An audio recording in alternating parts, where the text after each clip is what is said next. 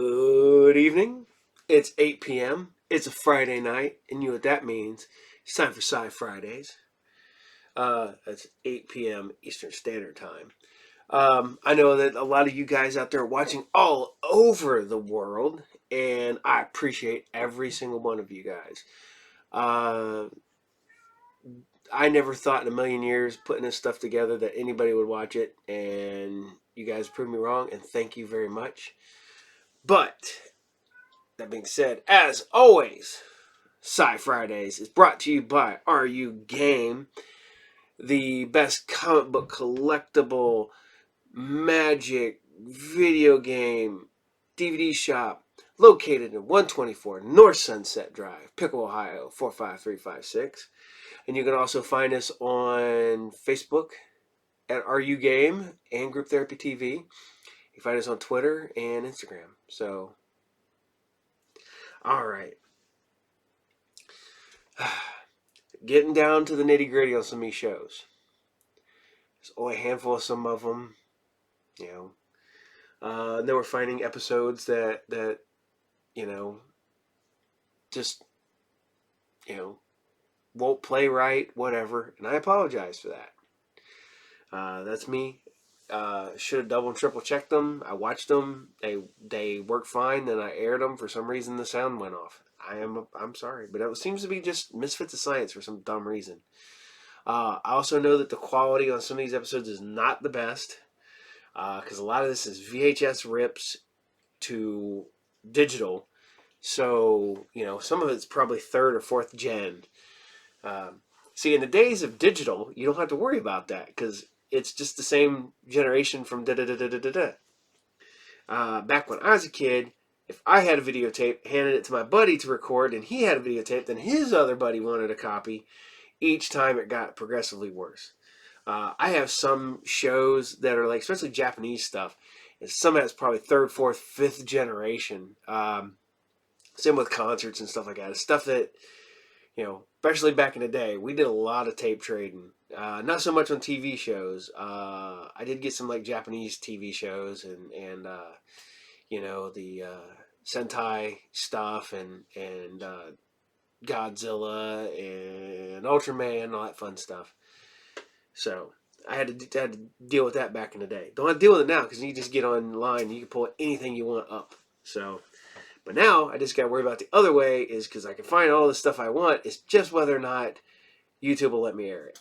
So, sorry in advance on some of this stuff. But here we go, guys. This is the Highwayman. It's still going. Only got a couple more episodes left to go. And this is episode 8. I apologize for the quality of this one because I tried to watch it and the quality is not the best. But here you guys go. This is Highwayman episode 8. Enjoy.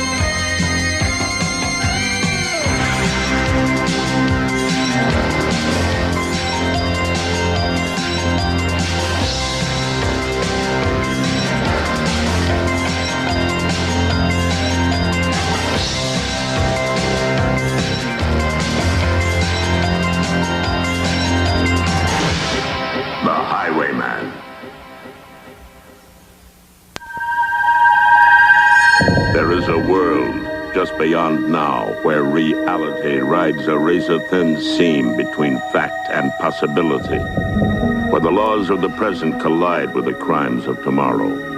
Patrolling these vast outlands is a new breed of lawman, guarding the fringes of society's frontiers. They are known simply as Highwaymen. And this is their story.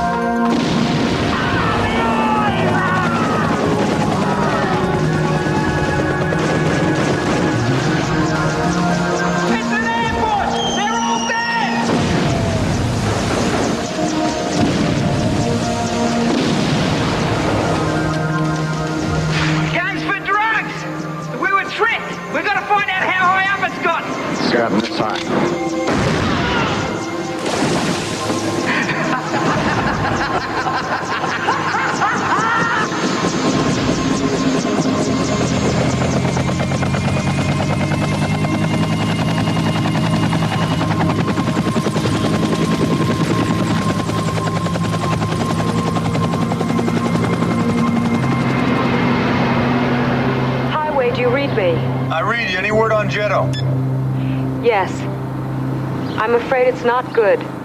What is it? He's been in an accident. How bad is it? Bad. He hasn't regained consciousness. Where is he? Western Army Hospital.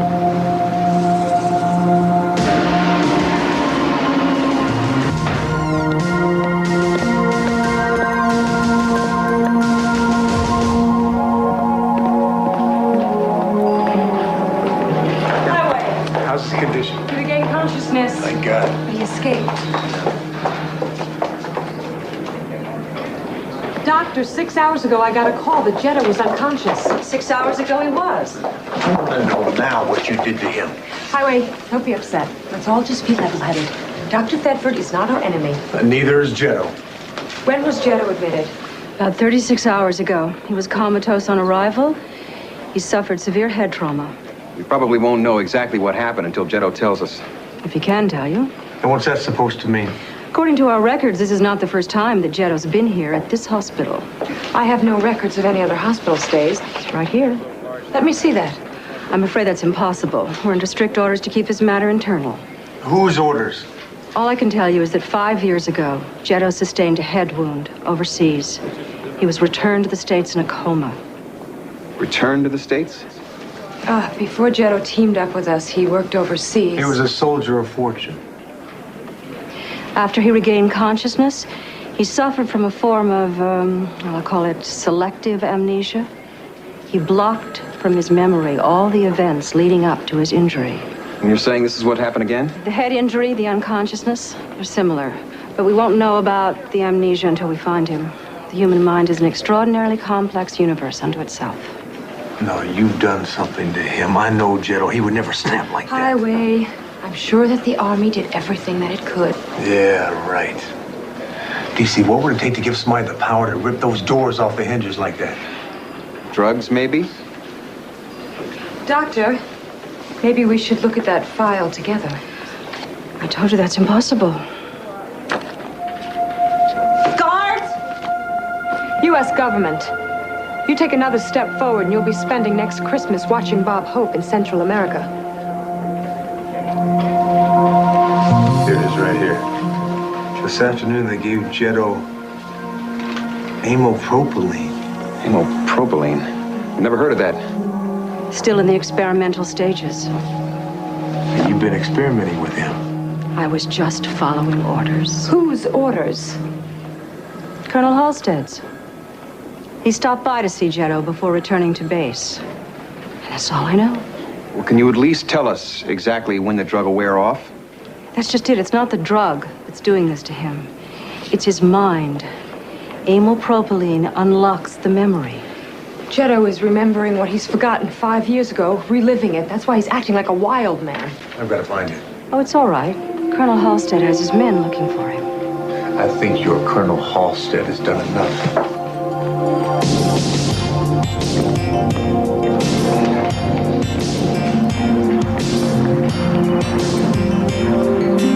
Highway! Wait a minute! only chance he's got is to call off the manhunt. Let me find him. It's too dangerous, Highway. You saw what amypropylene did to him. He's completely out of control. You want the army to get to him first? No! He may hurt himself. Or hurt somebody else. Hey, hold on a second. I want some company.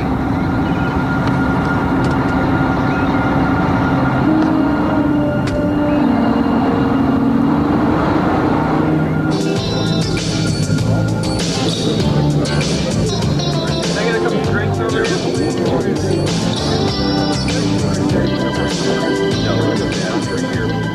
David, what you been up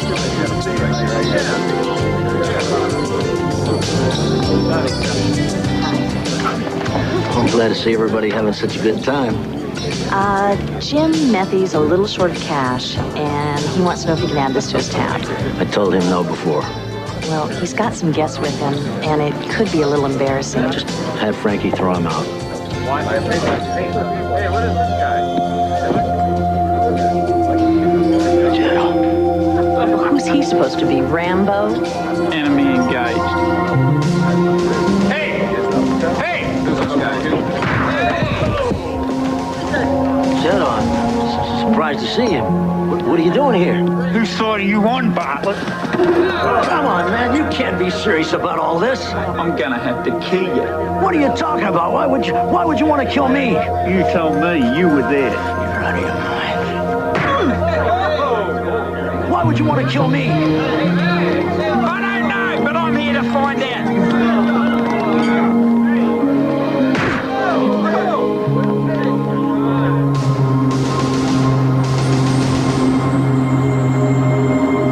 Amypropylene? I thought it might do him some good.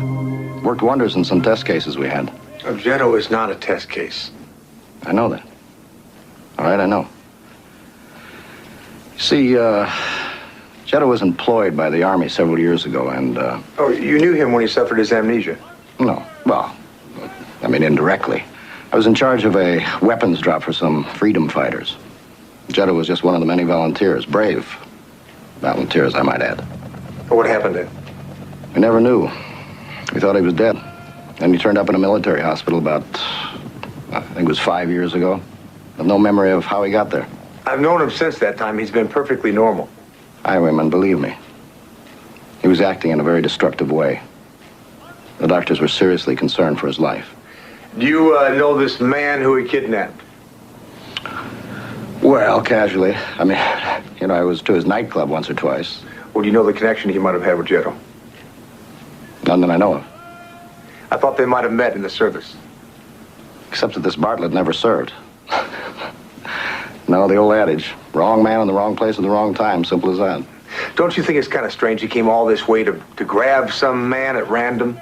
We are talking about an escaped, stressed-out vet, aren't we? Look, we in the military have this thing about taking care of our own, How about if I put some men on this to work with you? That's all right. Well, I appreciate that, Colonel. If I run into a bind, I'll give you a call.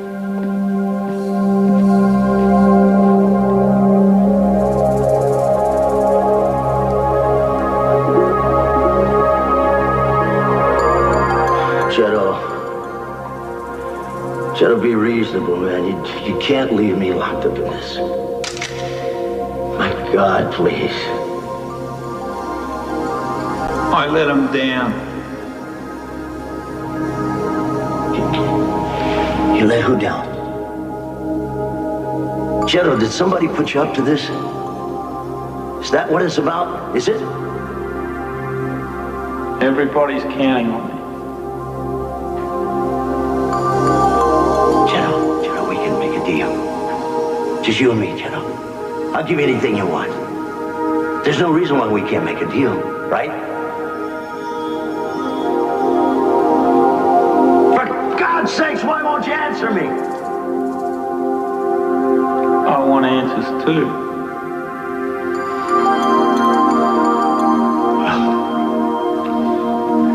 Anything you want to know, Shadow, just ask me. I mean, I'll cooperate with you all the way. Just name it. Then tell me why I shouldn't kill you? I expect you to take care of that kind of stuff. Yes, you do. I said calm down! It's a little ridiculous to ask us to be calm under the circumstances, don't you think? He's kidnapped Bartlett. He could be dead for all we know. He's right. Now, look, I like life. I like being chief of police. This is all behind us now, and that's the way it's got to stay. We've got to do something. We've got to do something fast. Gentlemen, please. I mean, having nervous breakdowns won't solve anything, right? Well, what do you expect? He's not wasting any time getting his revenge. How the hell did this happen anyway? I thought he was dead. Now we've got a federal agent snooping around. Oh, that's wonderful. God only knows how much Jetto told him. If they knew anything at all, they'd have been after us by now. Ron, that's military thinking. But I think like a cop, and believe me, they don't send elite agents after runaway mental cases. The guy knows something. My guess is that they knew Jetto was into something, but they escaped before they found out what it was. In the meantime, Jetto's still out there somewhere. And you want us to be calm. And that is all, gentlemen. Now, this is the only time I'm going to say this, so listen up. Now, we've all been through too much for anything or anyone to start pulling us apart now, right? Do you understand? I'm sorry for Bartlett. We all are, but the man left his flank unsecured and he's paid for it. That, gentlemen, is war. And I recommend that we take better precautions. Starting a little judicious recon.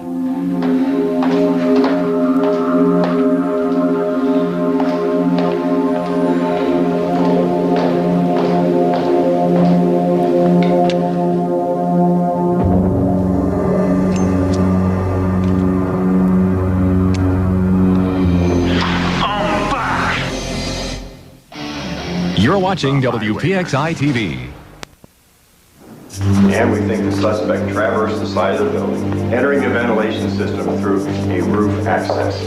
Then he apparently downscaled through the air ducting, entering this floor through an unsecured grate. Where he kidnapped the chief of police and took him out the same way. Is that what you're saying? That's what we think, yes. You think? But we're not sure, Mr. Mayor. You're not sure? Easy, Your Honor. Easy.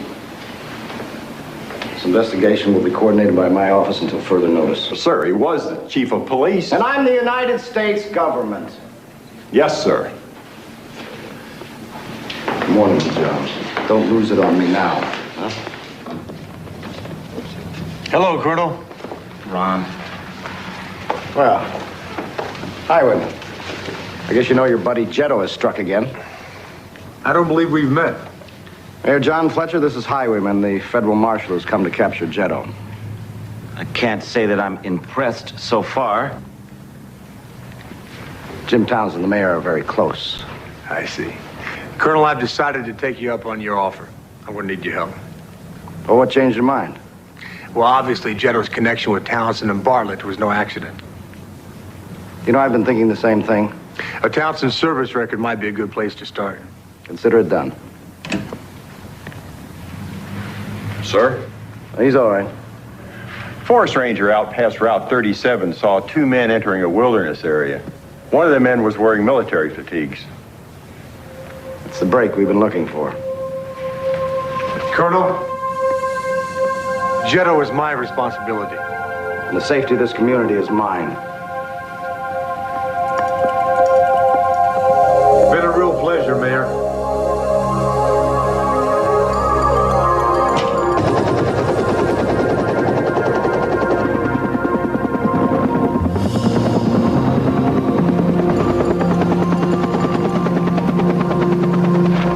One call from you. Colonel Halstead is giving tours in Gettysburg. I learned a long time ago, don't play a card until you have to. Well, gentlemen, Highwayman, glad to see you decided to observe after all. I'm sorry I had to pull rank on you like that. No hard feelings. Oh, not at all, Colonel. This won't take long. What do you mean? Well, these green kids of yours don't stand a chance out here against a man like Jetto. Is that right? My men know what they're doing. If Jetto's in the area, they'll locate him. Well, he's in the area, all right. They better locate their clothes first.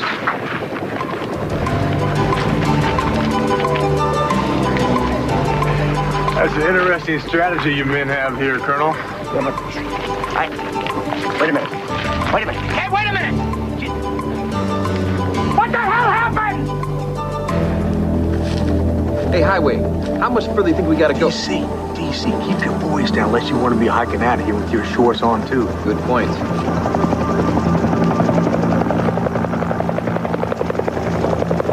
Not particularly subtle, are they? Not particularly.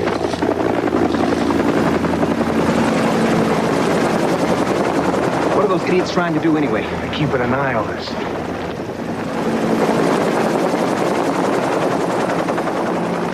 I hate the wide open spaces. You feel like heading back?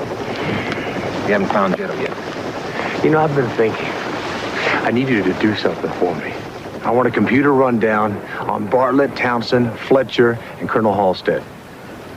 You just trying to get rid of me? Yep, but I'm still going to need that rundown. Well, that's a big order. Exactly what am I running down? Anything that connects them, especially military service. You're joking. We're talking about IRS statements, corporate filings, school records.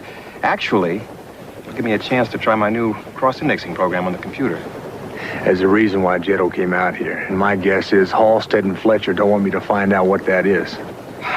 You think it's safe leaving you out here alone? I think one man alone has a better chance of drawing Jetto out than the whole army does. Yeah, I think you're right. So do I.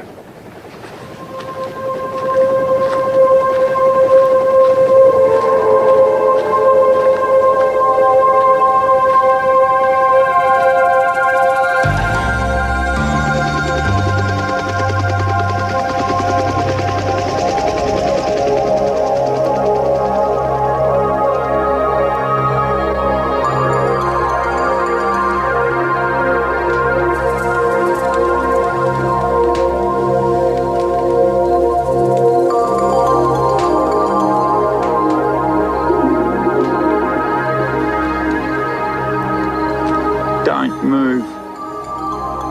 Don't worry. What are you doing here? I just got to thinking you might be in some need of some company or help if you wanted to. We were being used, Highway. We've got to stop them. Doing what? I don't know. They're inside me head, laughing, driving me crazy. I can't get away. Get away from who, Jetto? You got to tell me who. I'll do everything I can. You got my word. Don't give me that! You're leading the hunt. I should have known you were no better than the rest. You think I'm out of my mind? No, Jetto. Listen to me. Some doctors gave you drugs that are making you relive things from your past. That's what's doing this to you. You're not insane. All I tried to do was stop them from killing people for nothing. Jetto, has somebody been killed? One by one, they were dropping around me. No one lifted a finger to help. They deserve to die. Tell me who it was, Jetto. Tell me who it was that could have helped you, and I will help you get them. But don't even consider killing them outside the law. I'm a lot of things, but I'm no killer. Otherwise, you'd be dead, wouldn't you? Yeah. Jetto, what about Townsend and Bartlett? Where are they? They're safe, for the moment. Why'd you go after them? I don't know, but I'm trying to find out.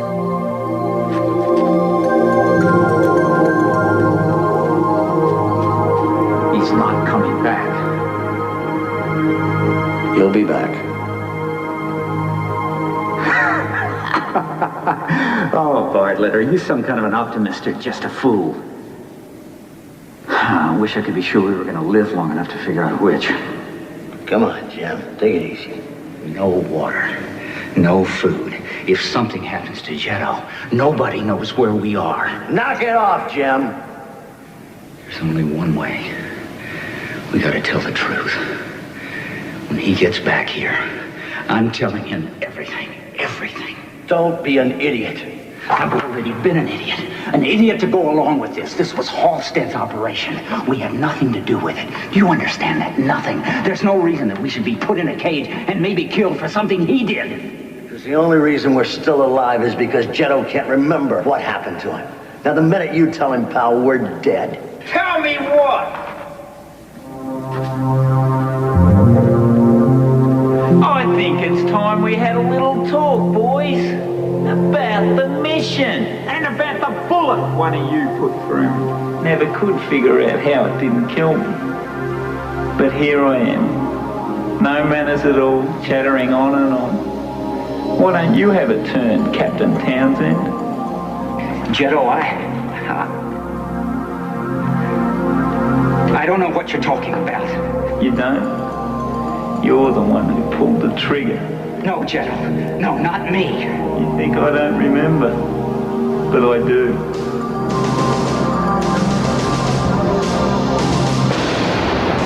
Why would I want to shoot you? If I knew the answer to that, you wouldn't be breathing.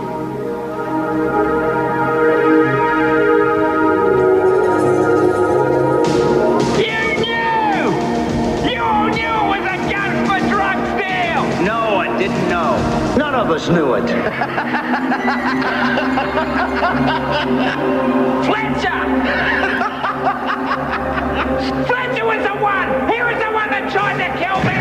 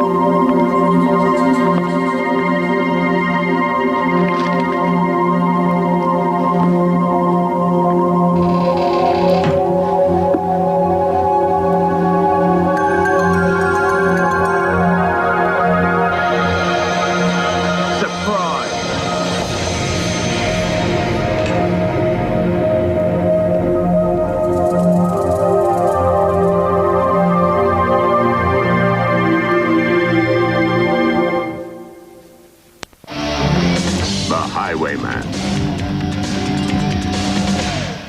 Saturday at 7, followed by Weekend Wheel of Fortune at 7:30.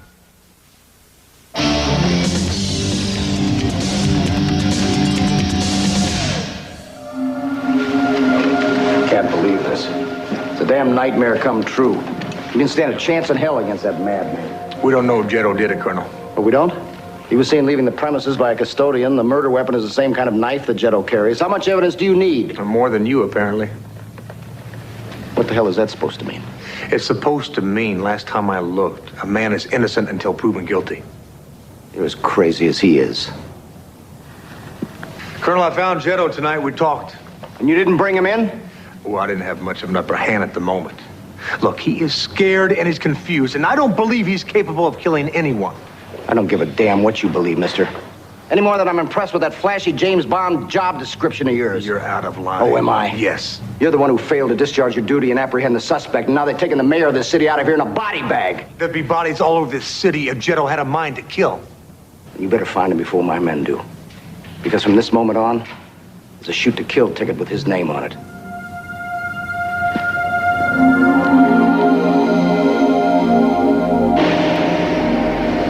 Sorry, I don't have any better news for you, Highway. The Army knows that Fletcher and Townsend served, you know. The payroll confirms that. But they can't find the records. What about Halstead? Halstead should be put on the recruitment posters. The man has an unblemished career. I'll keep digging. There's a blemish out there somewhere. Right now, Jetto's one of the few people alive who knows what it is. Yeah, we used to know. It doesn't matter. There's an APB on him that's the same as if Halstead drew a target on his back. What's up? Why are we stopping? Well, this is the end of the line. What do you mean? You get out, I'm going on. Come again? I've got to get to Jetto before Halstead napalms the whole forest. What about me? It's a jillion miles back to town. Something you forgot about.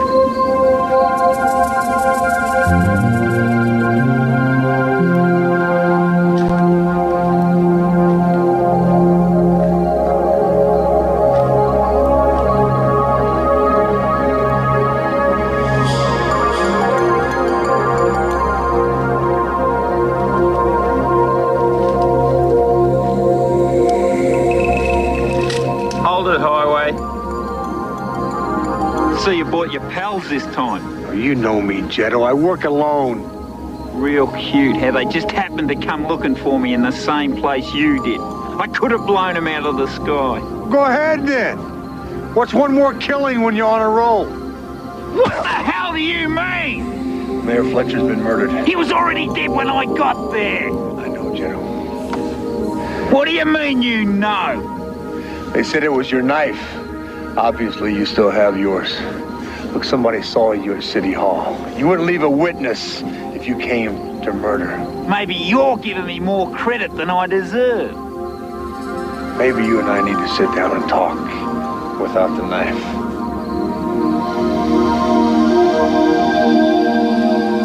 Do you remember being hired by Halstead?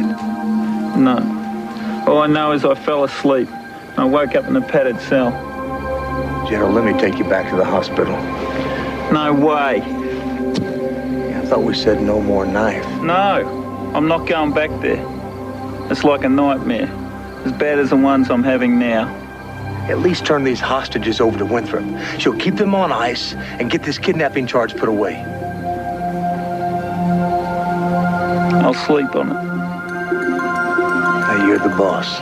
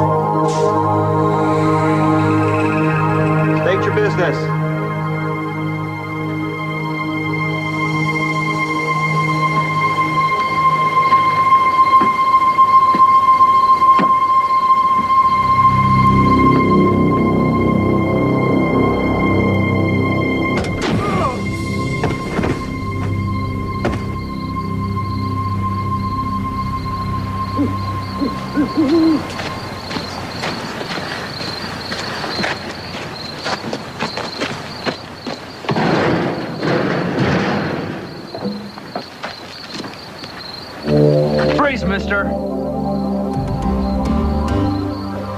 I'm in kind of a hurry, mate, but I sure wouldn't mind a hand. Or a foot.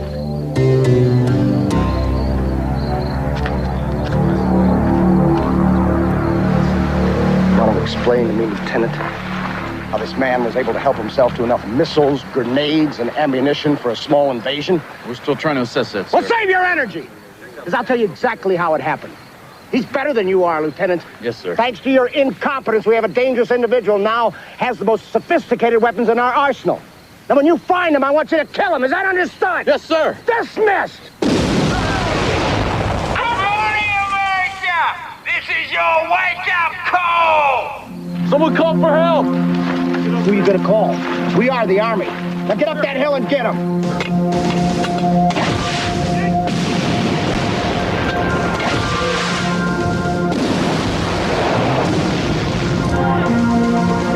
Heads down, kids! Incoming!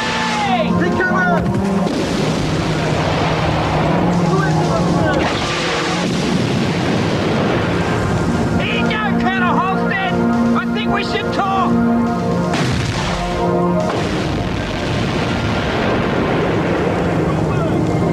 Listen up! Able team will flank her from the south, Baker from the north. Our orders are to overrun this man and take this hill. Are there any questions? Just one. Who let this man up here? Your Uncle Sam did. He sends his warmest regards. I was never informed of any federal involvement. Colonel Halstead should have informed you. Well, Colonel Halstead isn't in charge here. I am. Well, I'm informing you now that I'm going up that hill alone. The hell you are. All right, men, let's move out. Hey, sir, Now that I got your attention, I recommend that you think real hard before you decide to overrule this particular badge of honor. I guarantee you that West Point diploma of yours won't get you anything but shining shoes at the Pentagon. Are we in sync on this, Lieutenant? Exactly what was it you had in mind? That's better. Highwayman. You're watching WPXI TV.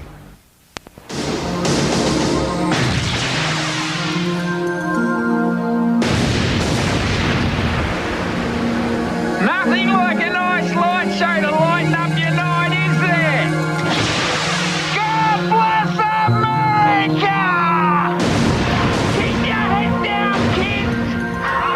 Incoming!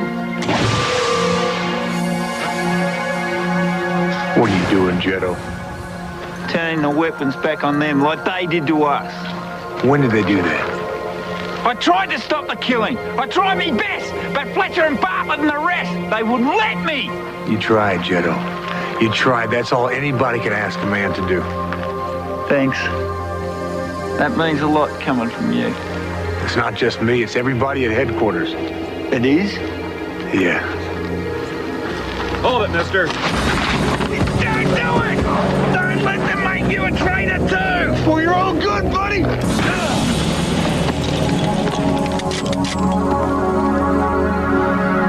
I'm taking Jetto into custody of the United States Army.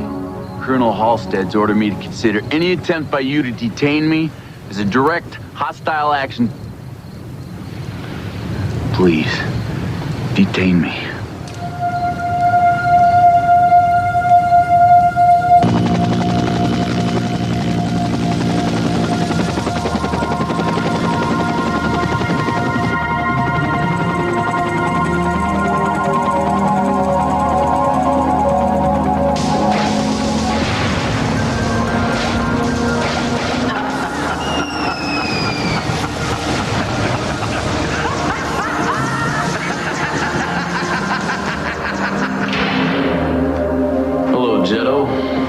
How you getting along in here? Great. You don't say that very convincingly. What do you want? I've already got what I want, Jetto. Thanks to you, I've been highly recommended for promotion by Colonel Halstead. Leave me alone. You know, it is just a recommendation, however. I've been doing some thinking on how to make it happen for certain. Like if I was the one who got the full confession out of you. You're right. Maybe I would feel better if I got it off my chest. If you're stupid enough to come in here, you're stupid enough to bring the keys. Now hand them over.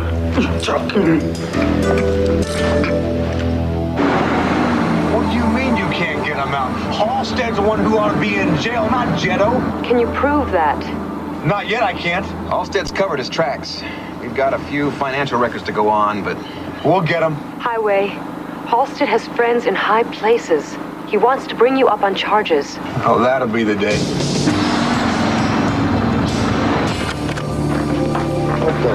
Yeah, wait, man. Where's Jetto? We're not sure. He skipped about an hour ago. My men are out looking for him now. Sit down. What the hell do you think you're doing? What are we doing? We're gonna play a little game. It's called True Confessions. You see, we're the judge and jury. You're the guilty party. This is absurd. What's your connection with Bartlett, Townsend, and Fletcher? I have no idea what you're talking about. That club Bartlett runs is pretty flashy for a guy who's on a military payroll. It must have cost at least $1 million to build it and decorate it. Maybe he had investors. What about John Fletcher's election campaign for mayor? Hey, Colonel, where'd he get that kind of money? How should I know? Well, you live in a $500,000 house that you cannot afford either. And you, my friend, are bluffing. We're investigating all financial records of everyone involved. It's only a matter of time. Jetto's a federal marshal now. So if whatever happens to him is because of you, then I'm going to hold you personally responsible. Now, you either talk to the judge or you start talking to this. Your choice. All right.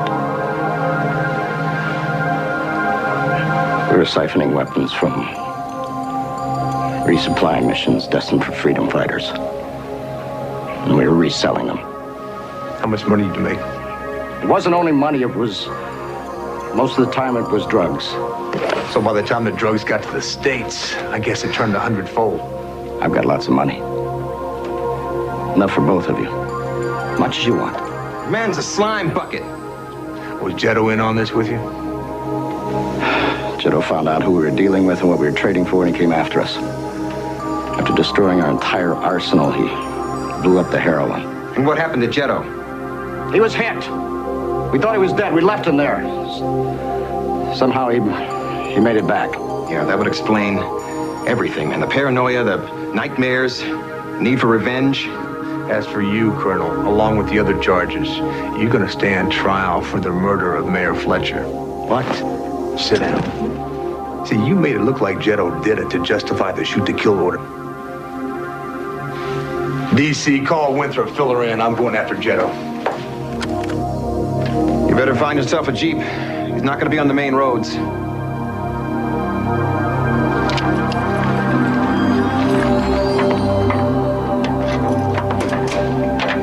Get out!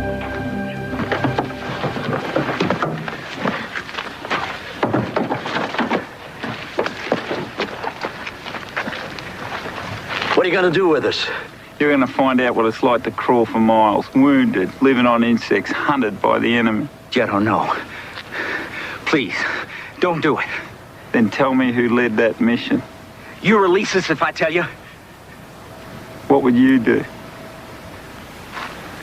Ask him.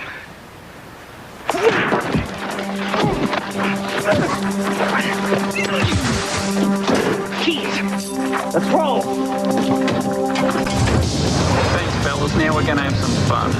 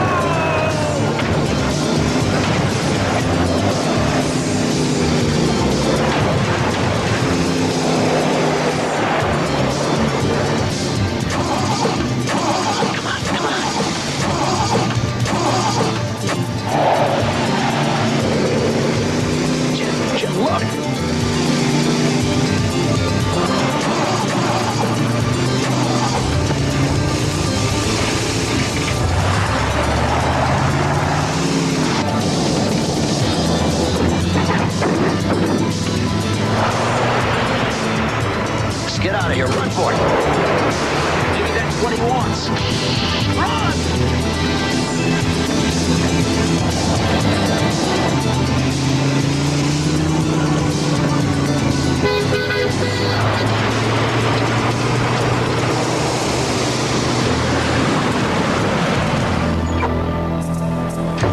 Let them go, Jetto! I can't live this nightmare any longer!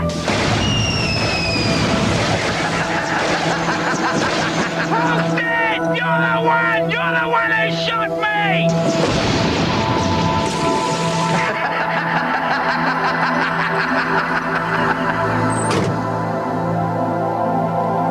So, we can finally finish this, Colonel. Good.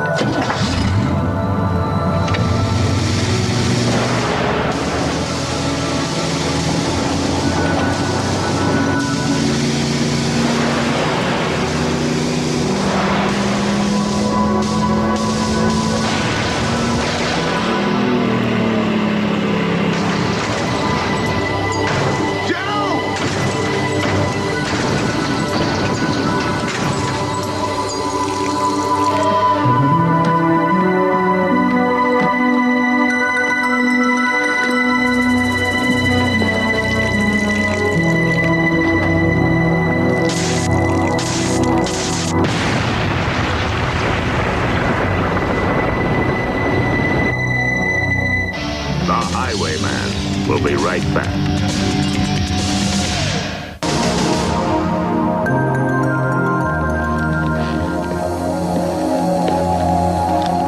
Highway, how is he? It doesn't look too good. Oh, I'm sorry to hear that. Yeah, maybe he'll surprise us all. You know, he's a stubborn old mule. Highway. What's wrong? It's Colonel Halstead. He's out. What happened? He got one of his buddies in the Pentagon to intercede on his behalf. They released him pending a full investigation of your charges. Jetto.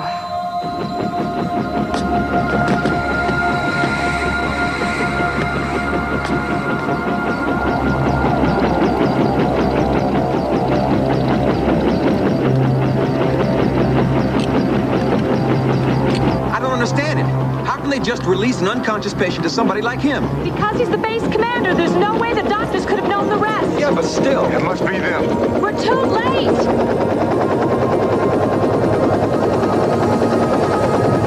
Maybe not. Winthrop, stay here. Come on, DC.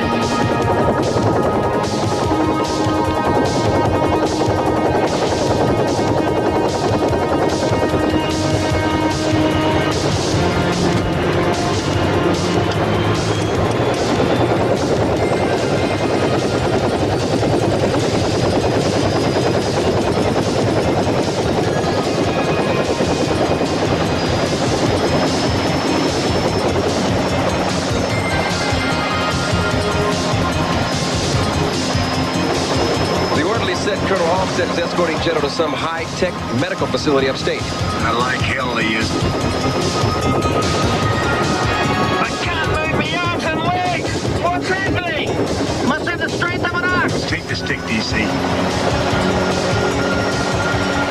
There's no way Halstead's gonna let Joe get any place alive. He's the only witness that can nail the Colonel.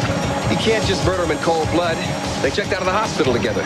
You know, they all know that Jetto's been painted as a wild man capable of doing anything, especially flipping out. What are you doing with that shoe? Hey, you don't think that's exactly what I'm thinking. What are you up to now, Colonel?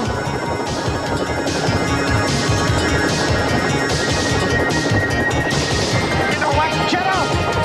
I'm gonna teach you how to fly. Once you go out, just start flapping your arms like crazy. Bad news, Colonel. It'll be murder. Man can't fly. How do you know? What have you got to lose? You'll never get away with it. Who's gonna stop me, Jetto? Who? You gotta be crazy. You'll never get it. Gotta try.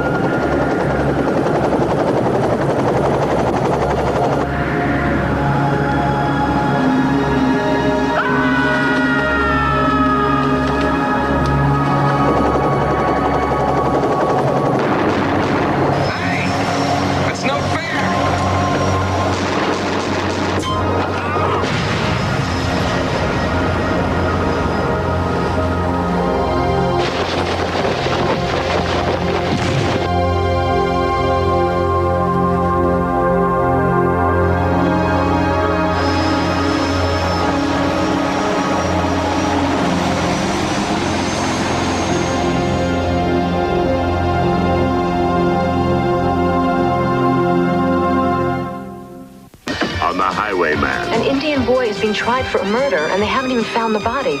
Maybe they hid it in that other dimension.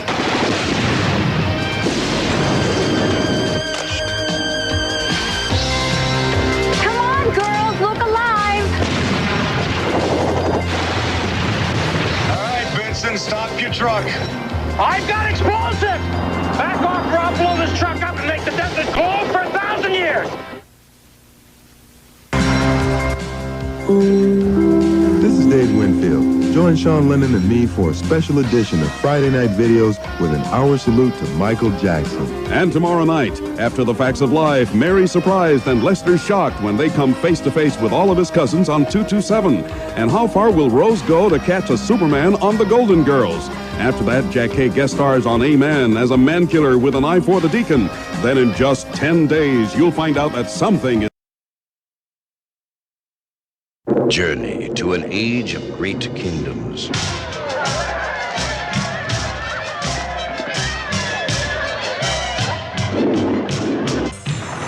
An age of awesome magic. An age of terrifying evil. Where one man sought the key to the ultimate power.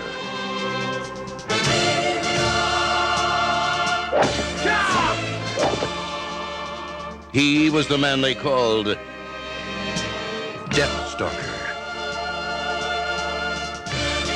Reunite the three powers. You will be power.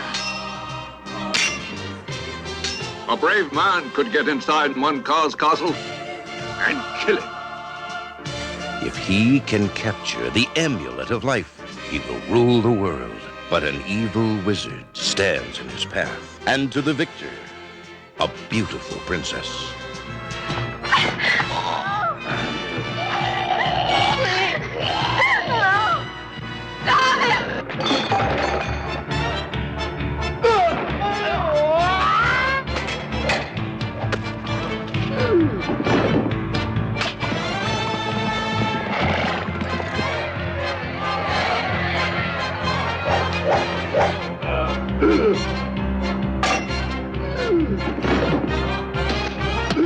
The greatest challenge. The greatest adventure. The most legendary hero of them all. The man they called Deathstalker. The last great warrior king. Starring Richard Hill and Bobby Benton.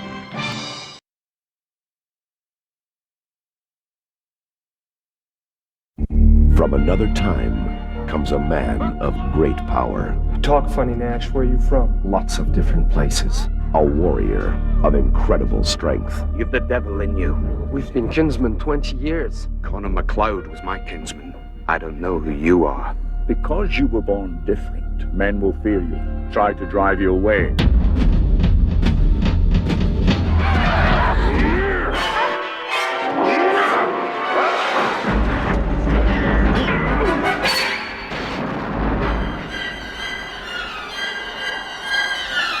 A man uncertain of his future. What you got here, Brenda, is a guy who's been creeping around since at least 1700.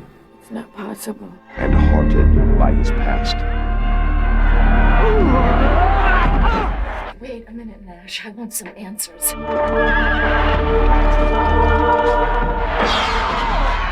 cannot die, MacLeod.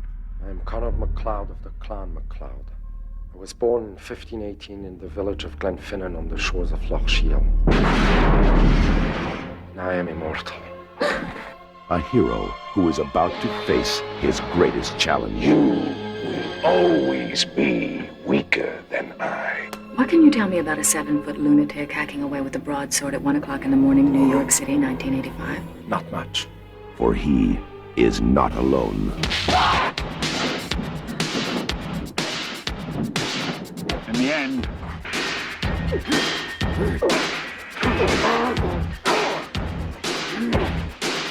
there can be only one.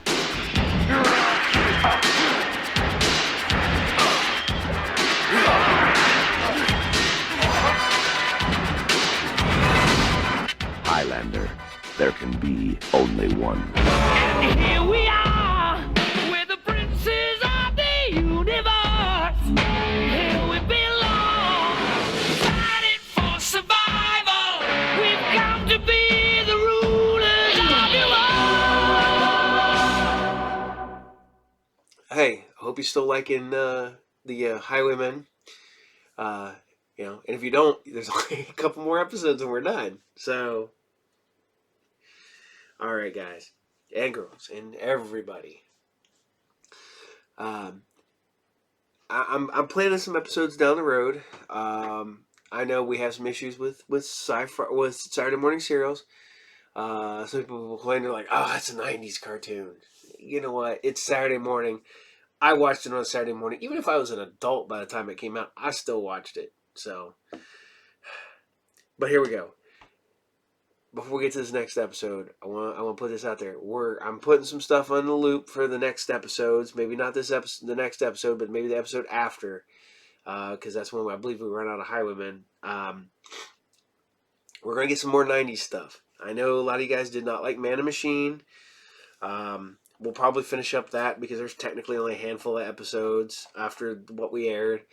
And then some of you guys do like Man and Machine. I guess we can't please everybody. So here we go. We're going to do another episode of Otherworld. Man, this one is a weird episode. I forgot this one existed. I barely remember this show. I went back and rewatched it, and I don't know if this show aired when I was on Sci-Fi Channel. But I could see if it didn't air, because I do not remember this episode at all. This is the episode, and it is Rock and Roll Suicide, because it was the 80s. And if we knew anything about the 80s, is that rock and roll, heavy metal music was the devil's music, and it led everybody to suicide. Because that's what everybody wants, is remember, you make so much money off of dead customers. I will go on a tangent about that stuff. So, if you want to go back and watch my group therapy podcast, there's the Satanic Panic episode. So, yeah. All right, here you guys go. This is Otherworld, episode 4. Rock and Roll Suicide. Enjoy. Within, the Great Pyramid, erected by the Ancient Ones as a barricade at the portal between two dimensions, two separate realities. This is the story of one family drawn through a mysterious vortex into the other world, and of their perilous trek homeward.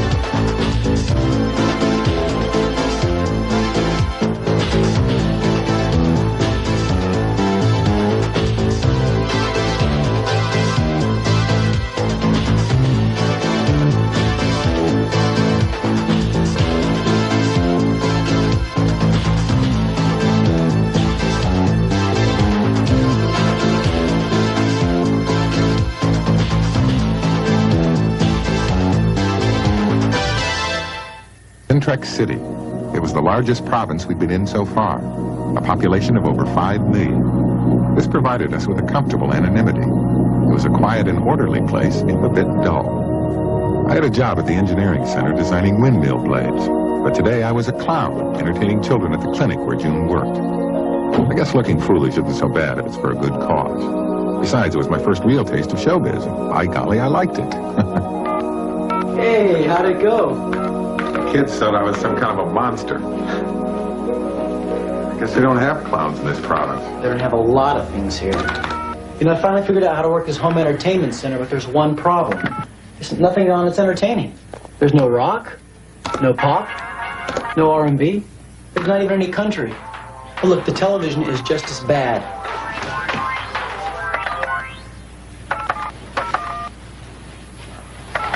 Dr. Claxton, how do you answer those critics who charge that the Church of Artificial Intelligence is nothing more than a secret organ used by the powers at Emar to control the spiritual and intellectual lives of the people?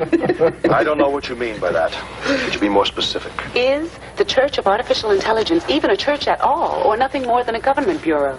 Young lady, have you ever read our canonical printout, the Pragmos? If the CAI is not secretly connected with the powers at EMAR, then why does your position always coincide with the government's? Oh, we'll disagree with the government anytime it's wrong.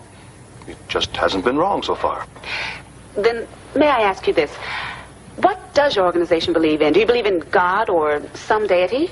Well, nothing that specific. Those kinds of thoughts lead to fanaticism. And there are no fanatics in our organization. What's going on here? She did it! I was just trying to balance some cups and saucers on my head. I failed. Why were you doing that, Gina? For the talent show at school, I wanted to show some size, but Trace is already doing that. Wait a minute. Do you mean to tell me that the best things that my kids can come up with are showing slides or balancing dishes on your heads? Well, I was gonna go as a clown, but I don't think they have clowns in this world, Dad. Come on! Why don't you kids do something together? Sing. Pass. Oh, come on. Come on. The music in this place is terrible. It could be a big hit. We'll sit down in front and cheer for you. Even if you stink. Remember the rules, Dad. Schools here are off limits to parents. They're afraid he might interfere with our educational development. Very nice. Next.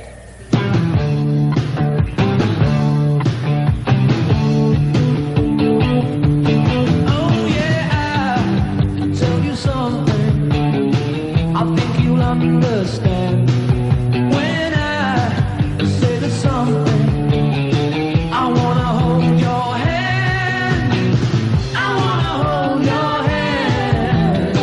I wanna hold your hand. Oh, please say to me, you let me be your man. And please say to me, you let me hold your hand.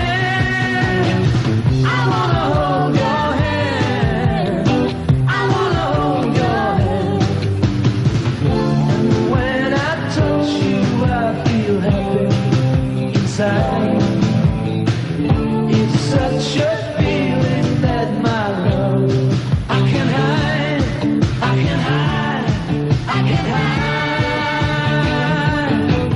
Yeah, you got that something. I think you'll understand when I say that something. I wanna hold your hand. I wanna hold your hand. I wanna hold your hand. And when I touch you, I feel it inside. It's such a feeling that my love I can't hide, I can't hide.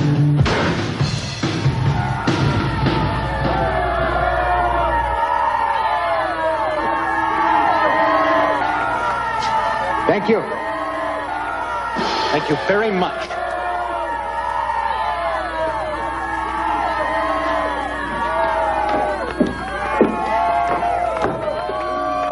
Next. That was great, Gina. I've never heard anything like it. Thanks. Mr. Drummer was really upset, though. He said it was trash.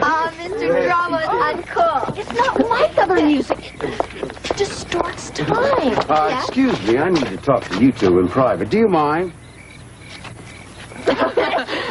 See ya. tomorrow. Well, what can I say? It's great, it's new, it's raw, it's distilled energy. I'm sorry. My name is Billy Sunshine. I'm Trace. Hi, Gina. You two are out of this world. Oh, thanks. You heard us. Oh, yeah. Friend of mine, janitor, lets me in to see the talent shows. By the way, what do you call that music you were playing? Rock and roll. Rock and roll. Very interesting. You know, you two might just have something there. Gee, do you really think so? Do you have any more of that rock and roll music? Yeah, lots of it. Well, we have to talk. I need to see you two tomorrow at my office. Right across from the Plextron building. You see, I'm what they call a booking agent. I think I can... You don't understand. They really loved us. I knew they would.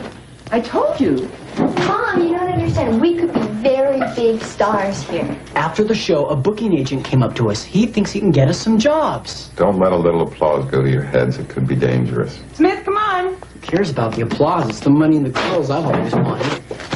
seriously, everyone was so excited about the music. Do you realize that we just invented rock and roll? Heavy precious stones, the intervals, mellow magic, and the personalities. And Charles, William, James, and Stanley. There's not a lot of variety here. Do you really think we'll fit in? Not fit in, stand out. You're new, you're raw, you're great, you're distilled energy. We know. You just put yourself into my hands. Believe me, this could be a lot bigger than you ever imagined.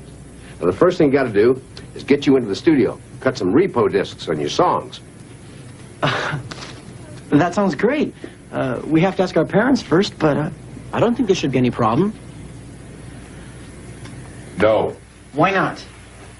Because it draws attention to yourself, and that is something we try never to do. How can it be drawing attention to us? It's only our voices on a record. She has a point. It is only their voices. Dad, we never get to do anything. Don't look at me like that, June. Do you think I enjoy saying no? Oh, come on, Dad. This is something June and I really want to do.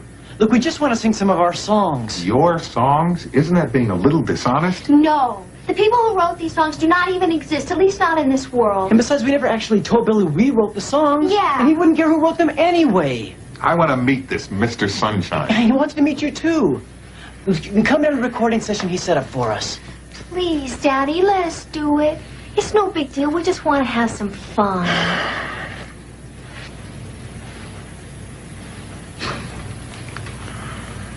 Pretty, please.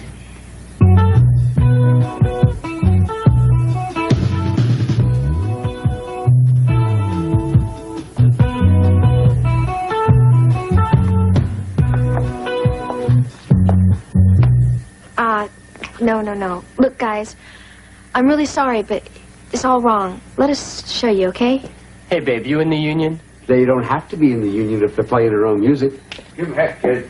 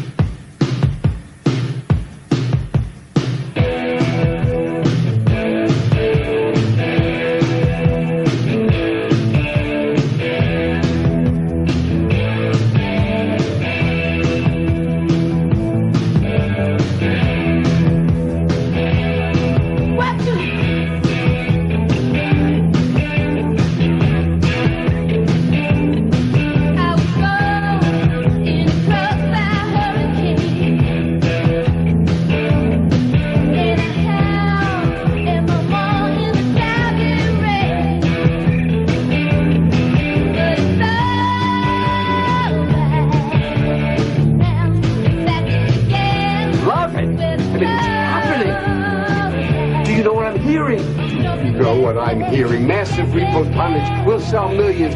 Oh, where did you kids come from? I love you. I want more. Okay.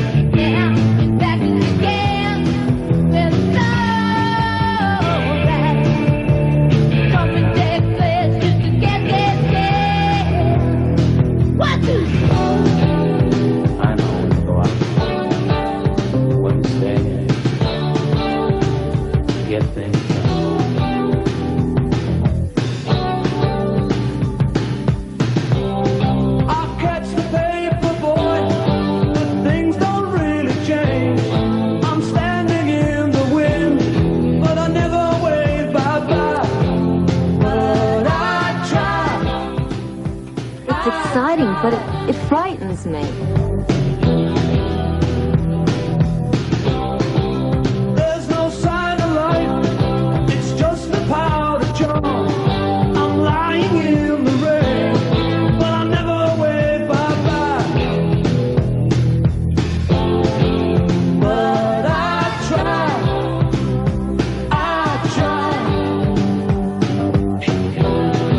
I'm never gonna fall for hard. Walks beside me. Nice to see you. You guys must be real excited. Well, we would have been here sooner, but Smith got locked in the bathroom and I had to take the door off the hinges. Thanks, Dad. Hi, Mom. Hi, Dad. Hiya. You guys are really terrific. Yeah, can we hear a playback? Sure. All right. What else did you do? Oh, we did Benny and the Jets, Billie Jean, I Want to Hold Your Hand, Jumper Jack Flash, Satisfaction, Come Feel the Noise, Space Oddity, Modern Love, Hey Jude, Sweet Dreams, Whip It, Lennon Collin, and the Beverly Hillbillies theme song. And that's just side A. June, Al, you know, I don't know where all these crazy lyrics come from. But I can smell a hit a blue million miles away. Your kids. Talented songwriters. Billy. Yeah. We didn't actually... Oh, no!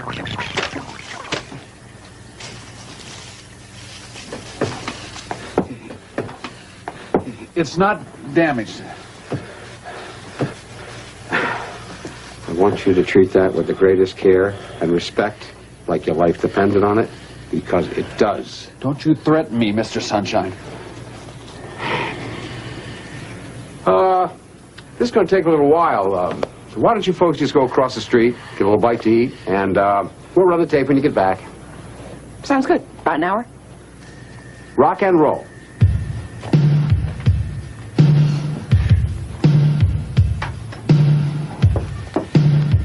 Nice people. Probably never been outside this province. I hope they don't mind the spotlight. Because when this rock and roll hits the streets, they're going to be living it 25 hours a day. I'm going to make certain of it.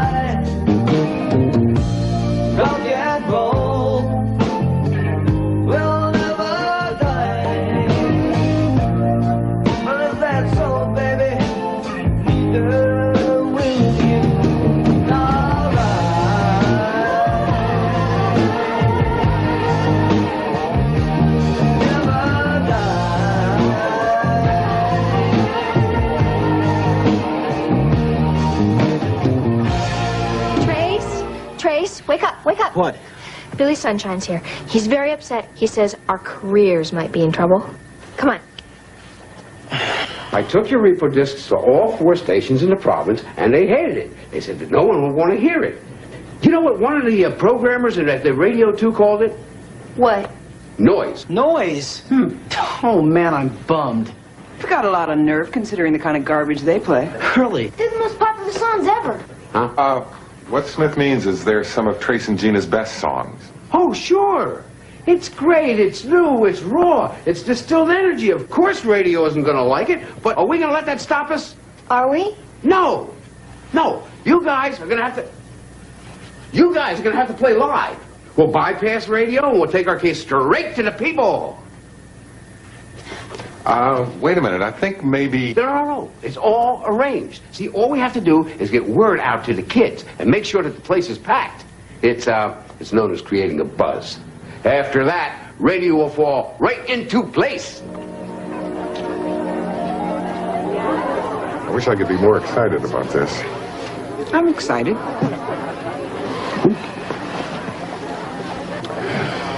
We're all going to be rich.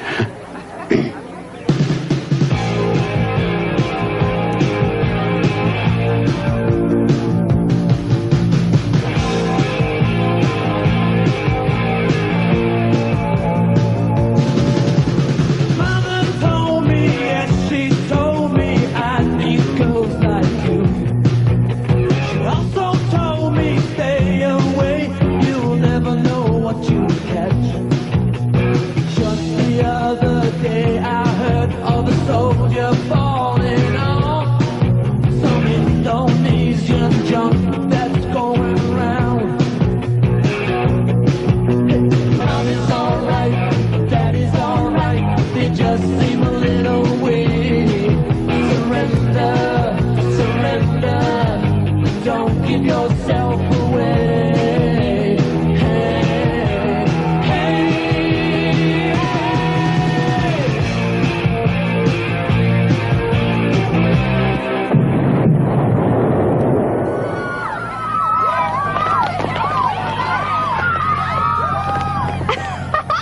All right. Ridiculous. Stay in the car. I'll take care of this. Be careful.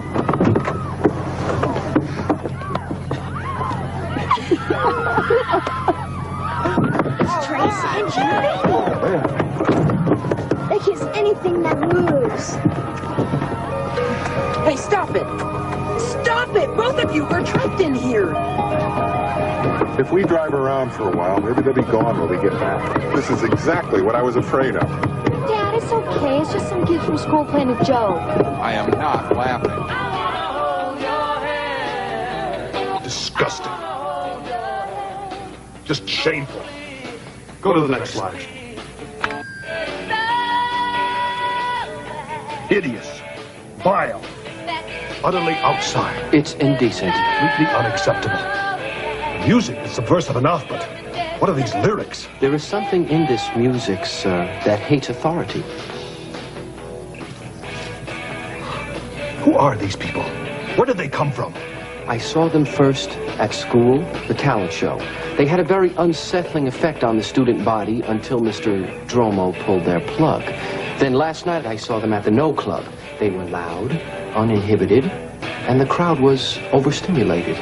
It was scary. It's good that you brought this to my attention. There's something else, Dr. Claxon. If you play the repo disc backwards, listen to this.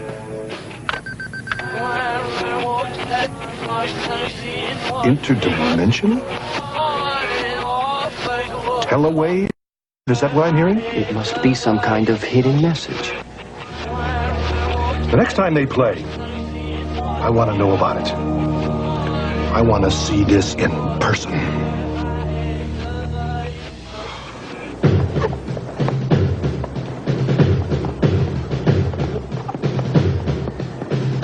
Trace, wait.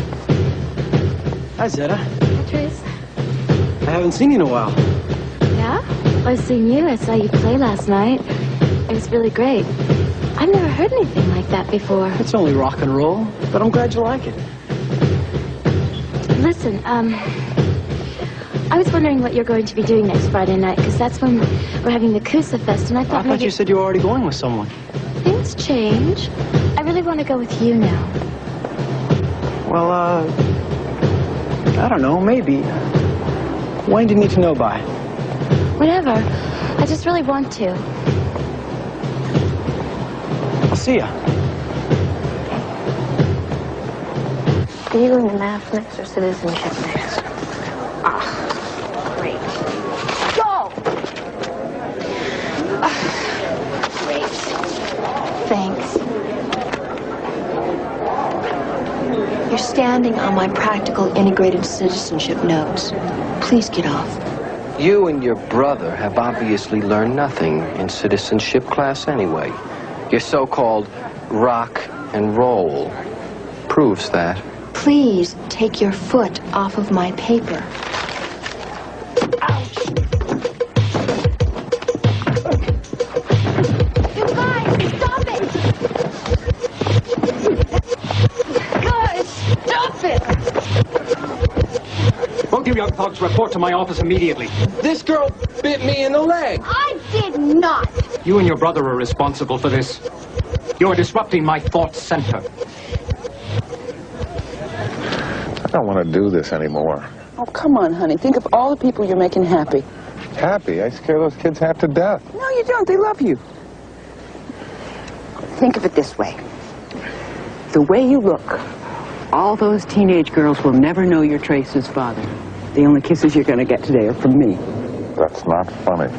The first real problem we have and the music stops. The kids are just having a good time so far. Centrex is huge. Nobody's going to notice, I don't think. Do you realize that in a city of 5 million people, I am the only clown? I know. Smile.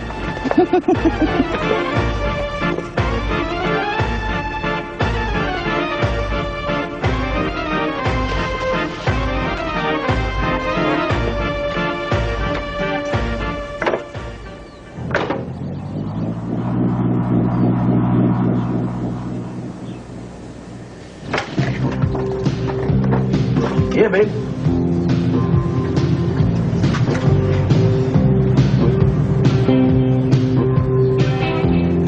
Mr. Sterling, my name is Baxter Dromo. I'm the principal at Developmental Thought Center 47, and I need to interface with you about your children.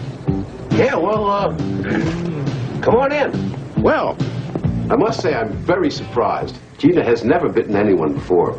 It's not so much the biting, Mr. Sterling. That happens all the time. I'm in control. I can handle things like that. It's their whole attitude, and it's beginning to infect the entire student body. Why, Mr. Bromo, whatever do you mean? It's this primitive, unbridled rhythm they produce. It's unconventional. It's wrong. Well, they are wild kids. I've always said that. But they're good kids. And they speak very highly of you. They do? Oh, why, yes. Just the other day, Gina was telling me that when she grows up, she wants to marry a man with your qualities. She did? Yes. Don't worry. I'll have a talk with them. I promise. Do.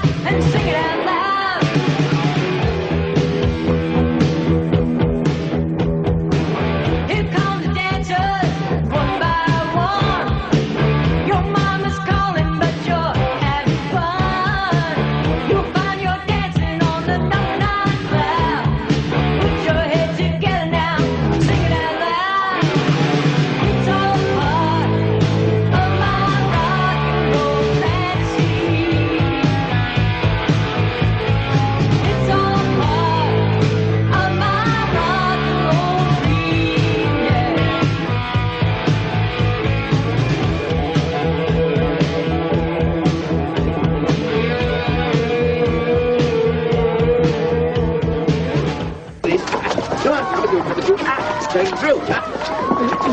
Yeah! Kick those people back. They want a piece of the magic. Next time I come here, I don't want anybody touching me. It's strange, but we like it, huh, babe? Are we happening? We are. Hey, you guys, here on TV. Little Dad sees this. When do they do home? We're both working late tonight. This incredible meteoric rise in popularity has culminated in the sale of over 600,000 repo discs. All right! Whoa, yeah, woohoo! But no success is complete without its detractors. Dr. Scorpus Claxon of the Church of Artificial Intelligence had this to say on the subject. This rock and roll represents a grave peril to our youth. It causes them to question authority and denigrate the establishment. On my way over here today, I saw a young man, and he had excessive facial hair.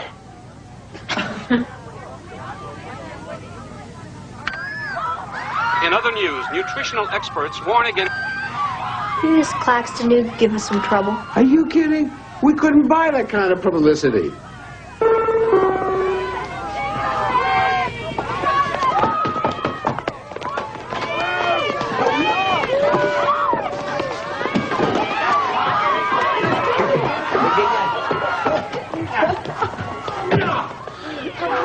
Yeah, well, it's just a little inconvenient.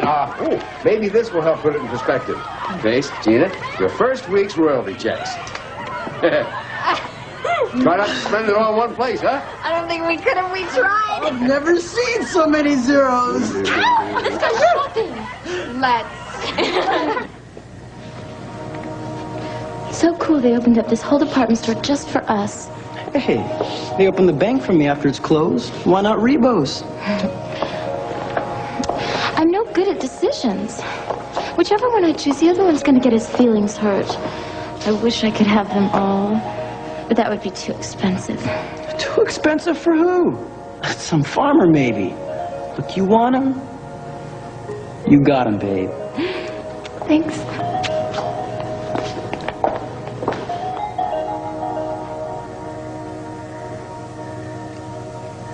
Well, what do you think? Can't think anymore. Can only feel. wonderful. Could I get your autograph?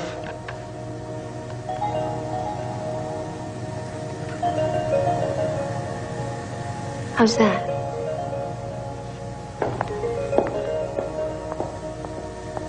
Trace, look! Oh, I've always wanted one of these. When you look through Wonder Glass, you see the world as it should be, not as it is. Maybe I ought to get one of these for Mom and Dad. Trace, come here. Come on.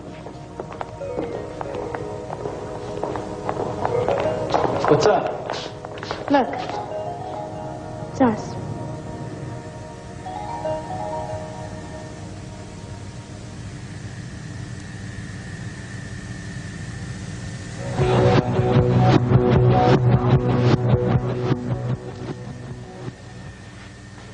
Rock and roll makes me party. What is going on here? We just bought a few things. Some stuff for you and Mom. A present for Zeta, some clothes, a couple of prisms, a new car. How do you go from a high school talent show to all this in just 2 weeks? Did you know about this? No. I guess you guys just don't shop in the right stores. Radio, television, dolls. Do you know what this is doing? This is jeopardizing the whole family. I don't know where we're going, but we may have to leave this province. I don't think it's going to be that easy. There's a crowd everywhere we go. We do have a responsibility to our fans. You have a responsibility to your family, young lady. Now explain something to me. How could you possibly spend 40,000 fawns in 25 hours? It was hard. Fun. Hard fun, yeah. Listen, some things are real and some things illusions. If you forget that, you're going to end up as nothing more than one of these. Plastic.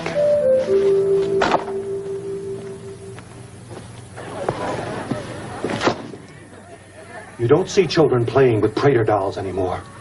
You see them playing with these. Express yourself. Be cool. Still, Doctor, they're just dolls. It's a fad. Gina and Trace dolls today. Tomorrow, Dr. Klaxon dolls. I want them expelled. I want you to make an example of them. They really haven't done anything wrong. No. They have defied the order of things. Did you know that if you play their repo disc backwards, you can hear secret messages? We are losing control, Mr. Dromo. Who knows where it will end? I talked to their father. I hoped it would do some good. But I can't expel them without a concrete reason. As you know, Mr. Dromo, my organization is, shall we say, well connected to the highest echelons of the government. I could have funding for this thought center dropped, or you fired. I recall a Ringo and Paul, George and John, and the music that they spun. That doesn't work. Go again, from the top, from the top. I recall a Ringo and Paul, George and John. But now they all gone, yeah, yeah, yeah. Good. Ooh, the Rock City. Trace, Gina? Yeah? You've been expelled from school. We didn't do anything. Oh, sure we did, Trace. We resisted the pressure to become mediocre. We just didn't fit in. Is that right?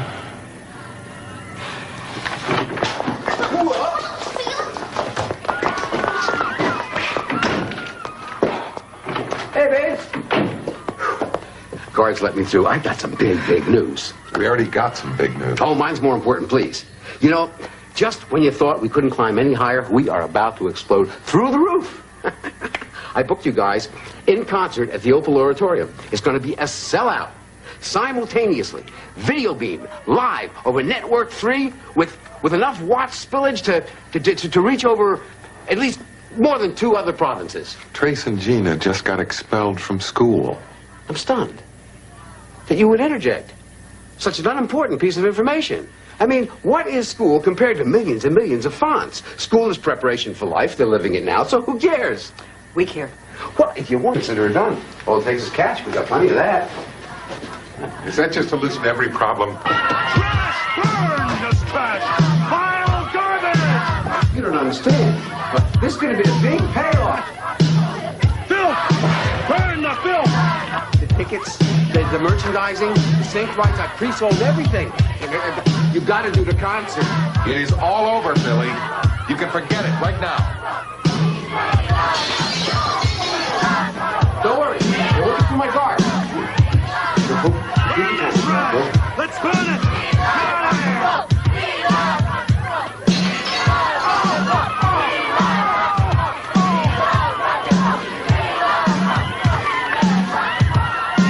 You have disrupted the spiritual equilibrium of this whole province! And the people of Centrex will not stand for it! They will too! They bought over 700,000 copies! That's massive replay time! You will never perform in public again! Heed our warning! You know something? The issue isn't music anymore, it's freedom. We have no choice now. We have to quit? I mean, you are gonna play no matter what.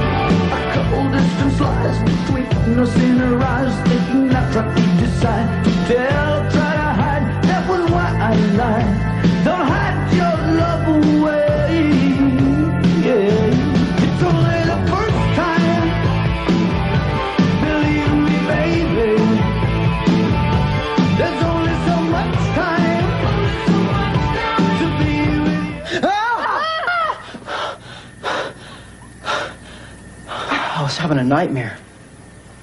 It was awful. What do you want? You know who was here. She's in the kitchen. This is gonna be so cool. I'm gonna need tickets for everybody. Cindy asked if she could have backstage passes, but I told her that only I could go backstage.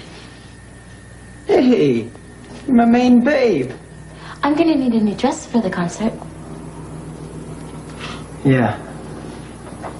Figured you would. Trace, come here. Trace. What's wrong? Nothing.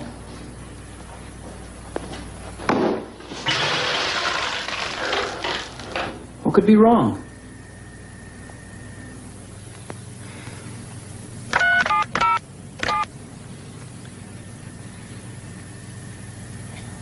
You've reached emergency reception 8. What is your penetration code? CAI 2XXON Pulver Centrex. Penetration confirmed. How may I assist you? I need to talk to to the Praetor at once. Yes? This is Dr. Claxon, CAI, Centrex Province. I have a situation here that I think warrants your attention. My attention? What?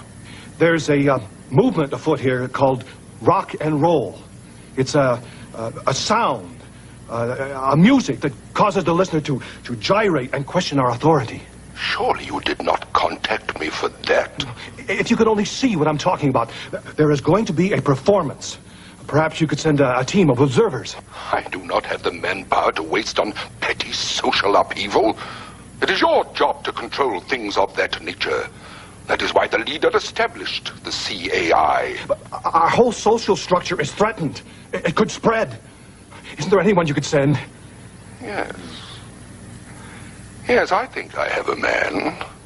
He will be dispatched shortly. I think the wet look is me. Trust me. Well, tonight's the night. Scared? Stiff. Kids, we need to have a serious talk. After the show tonight, we're not coming home. Somehow I think we already knew. So tonight we strike a blow for freedom, huh? Won't be stars anymore. You'll always be stars to me.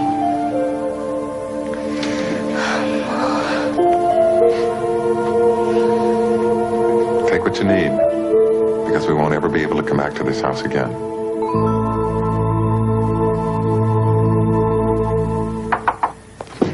Hey, hey. Well, let's go. The silence is waiting to be broken. Oh, phew. I was afraid you had already left. I was up there trapped in the bathroom. Ooh. Rock and roll. Let's go.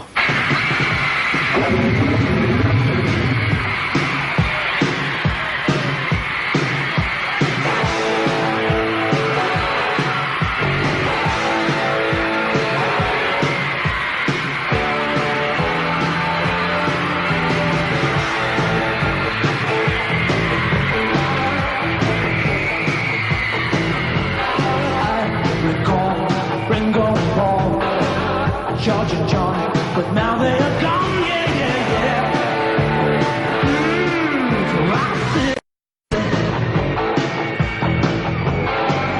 Deja vu from another world. LA boy, rhythm girl, laying down American sound in Rock City. When I saw many gone.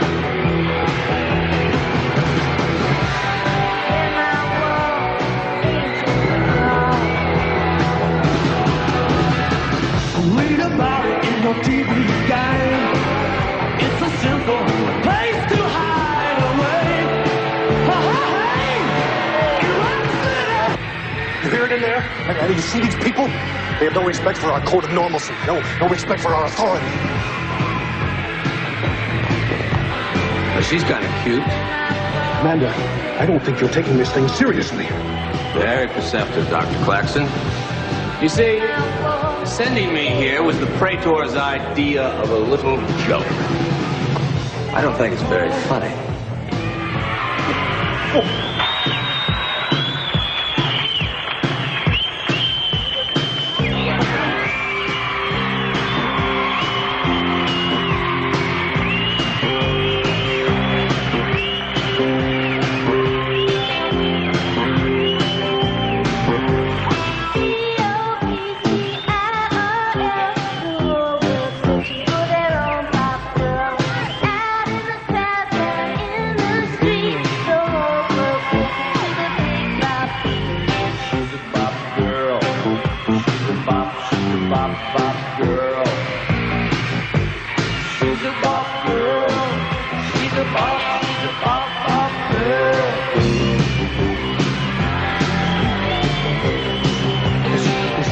Uncontrolled activity is unacceptable. Claxton, please, I'm trying to listen to music. I like it. You like it? Yeah. I like it. Lonely nights, just can't sleep. Turn out the light, still I feel the heat. My mind's running wild, thinking what you might be doing tonight. I see you out on the street, I see you sleeping in your bed really tight. I'm feeling a fool. Should have seen it coming from the start. I'm such a fool. Now it's breaking my heart.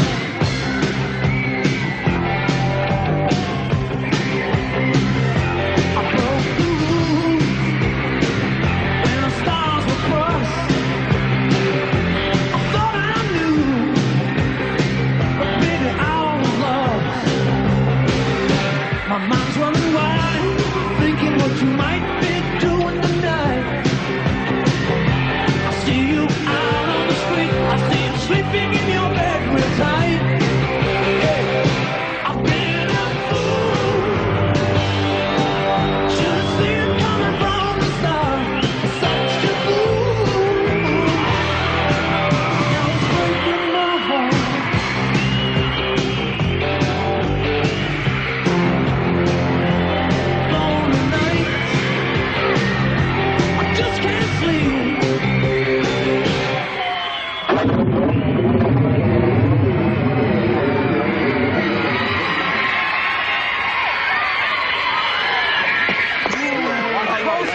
found Get it. out of here right now. Wait a minute, what are you talking Commander about? Kroll is in the audience. He found us. Who's Crow? What's going on? You gotta get back Billy, out there. Huh? Billy, we need trouble? We need We're wanted by the zone troopers. Oh, well, that's aiding and abetting criminals. Besides, I don't want you to go. I need you Billy, guys. it's not going to be any good to get caught with it. For history. All right, that's it. Let's go. Wait, Coleman, get the limo. Regina have left the auditorium. Stop! Stop!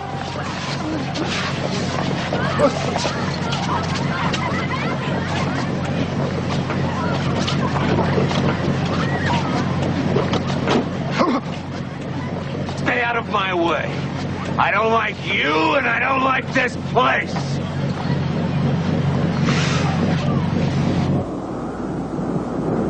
You came through for us, Billy. You're all right. Thanks. Hey, you guys, you made me rich. You made my career. I'm only sorry it had to end so soon. You'll be all right. Oh, sure. I got a dozen new rock and roll bands. Want to sign up with me? You can't leave. Here. This is all you wanted anyway. Money. It's not true. I love you really, man. Really? Maybe I was wrong. Well, if you're gonna go, I have to have something. You'll always be number one, of course. Really. Rock and roll will never die. Billy, dude. Hey, come on, you guys are wanted. Get out of here. What's the matter, baby? There's no money in here. I'm glad I used you.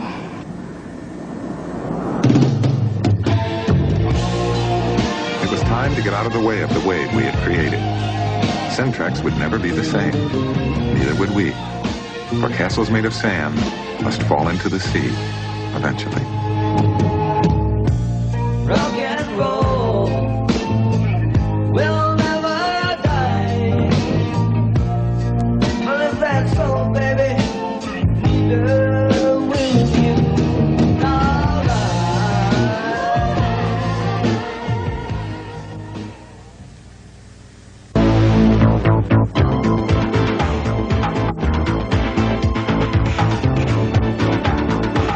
Tomorrow at noon Eastern, CBS Sports will present live flag-to-flag coverage of stock car racing's premier event, the Daytona 500. Now stay tuned for the return of one of New York City's finest, and he's facing his toughest case ever. Max von Sydow, Suzanne Plagette, and Telly Savalas star in Kojak, The Bolaris File, a CBS special movie presentation next, following Sports Break.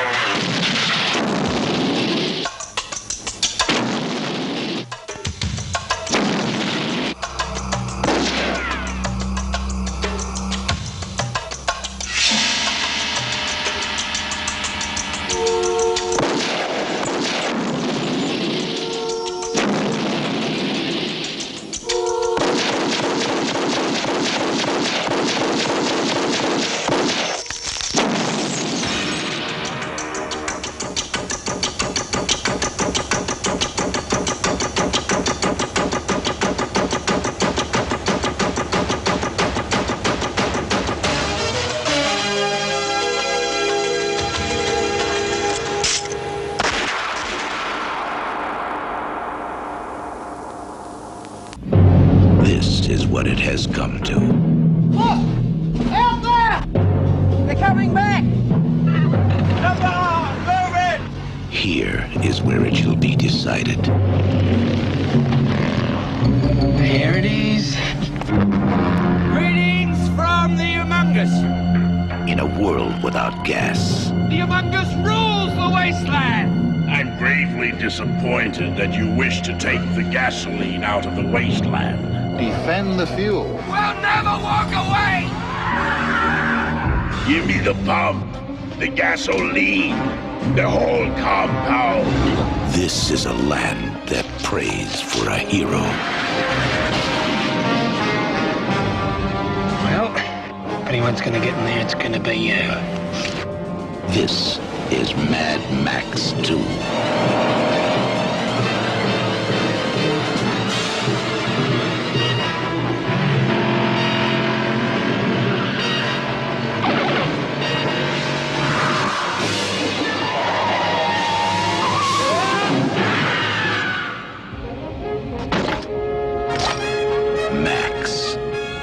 Time since I seen driving like that, man. The warrior of the road. You're okay by me, pal. Gotta hand it to you, Treasure. The last of the V8 interceptors. Every day we get weaker while they get stronger.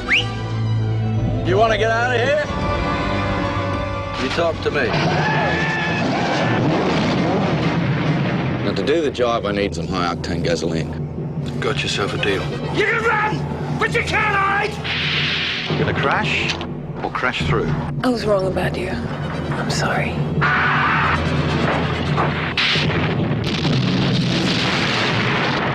When it's every man for himself.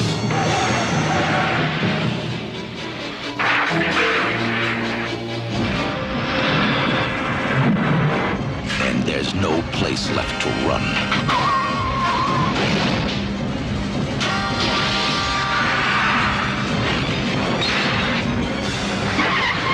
When all that's left is one last chance. Pray that he's still out there. Somewhere. Mad Max 2.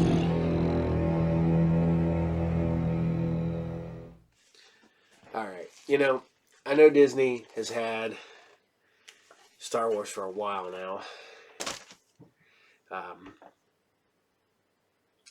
I don't mind Disney's Star Wars. The movies are okay.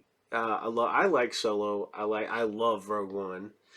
I've loved the TV series so far, but there's that whole big transition era from where it goes from being Lucasfilm to being Disney Lucasfilm, and then all this stuff like these, you know, the old books, which if you can ever see back here, I have a ton of the old books.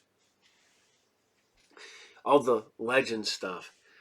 I have very little of the books post Disney buyout. But yeah. It's that weird transition, because there's a lot of stuff that I love that's in Legends that doesn't make it. But that is a whole nother show. Maybe that's a podcast I will air with my son about me ranting and raving about. Not complaining, because I like Star Wars. I like Star Wars until the day I die. If I've said this before, I'll say this again. When that music kicks in and you don't feel something in here, yeah, it's time. Maybe that's when you need to stop watching Star Wars. Till then, I will still watch Star Wars. I may not like it as much, but I still like the new stuff. Not all of it, but you know, it's Star Wars. You know, I was a kid. You know, I went from 1985. That's when all the Star Wars stuff dried up. That's when the cartoons dried up. That's when the Ewok movies dried up. All that stuff had gone away from 1985 to like 1995. That's a decade. And we had next to nothing. But I still love Star Wars. And I still was out there looking for the toys and buying that stuff up when it was dirt cheap. And I wish I would have kept it, but you know, life happens. Like I said, completely different episode for another show. All right. I hope you guys are still liking Otherworld. Like I said, this is the musical episode, which did not happen back then. Musical episodes seem to be a normal thing now. My wife gives me crap because I'm not a musical guy. I love music, don't get me wrong. I have a vinyl collection and a music collection floating around here. But I was not, she loved Rent. She liked West Side Story. She liked Annie. She liked all those musical movies. I liked Repo the Genetic Opera, Streets of Fire, the ones that are weird, musical movies. But I love musical episodes of stuff like Buffy, One More Time with Feeling. She loves that new show, Zoe's Extraordinary Playlist. I think it's weird, but then I loved the Lucifer episode, the musical episode. So that's what I allot this to. It is the musical episode before there were musical episodes. So this breaks more ground than we ever really thought. I've been thinking about this. I mean, yeah, we have the parallel universes. We have the musical episode. I've been rewatching Fringe from the beginning, and it almost has that fascist feel of the last season of Fringe. And it's like, wow, this is the prototype episode for a prototype show that didn't last, that affected other shows. So, maybe, I don't know. Or I could be talking out of my butt. So, I hope you guys are still liking it, because we only got a handful more episodes. It did not last long. So, here we go, guys. Like I said, still one of my favorite shows. I love me some Captain Power and the Soldiers of the Future. I can't really talk too much about this. J. Michael Straczynski helped write it, who would go on to do the Babylon 5s. And we also got Gary Goddard, who would go on to direct. I love it. A lot of people hate it. The Masters of the Universe movie.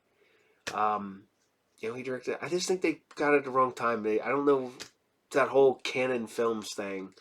Canon Films was just trying to get the rights to stuff to try to release stuff. I mean, they were trying to do Spider-Man around the same time, so. But we did get great stuff from Canon. And Masters of the Universe, in my opinion, I still love to this day. So, alright. Here we go. This is Captain Power, episode 6. And this is Mirror in the Darkness. Enjoy. Power on. Captain Power and the Soldiers of the Future. Earth 2147.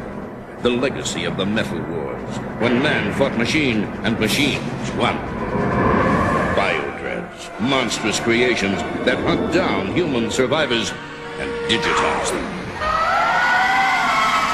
Volcania, center of the Biodread Empire, stronghold and fortress of Lord Dread, feared ruler of this new order. But from the fires of the Metal Wars arose a new breed of warrior, born and trained to bring down Lord Dread and his Biodread Empire. They were soldiers of the future, mankind's last hope. Their leader, Captain Jonathan Power, master of the incredible power suits which transform each soldier into a one-man attack force. Major Matthew Hawk Masterson, fighter in the sky. Lieutenant Michael Tank Ellis, ground assault unit. Sergeant Robert Scout Baker, espionage and communications. And Corporal Jennifer, pilot chase, tactical systems expert. Together they form the most powerful fighting force in Earth's history. Their creed, to protect all life. Their promise, to end Lord Dread's rule. Their name, Captain Power and the Soldiers of the Future.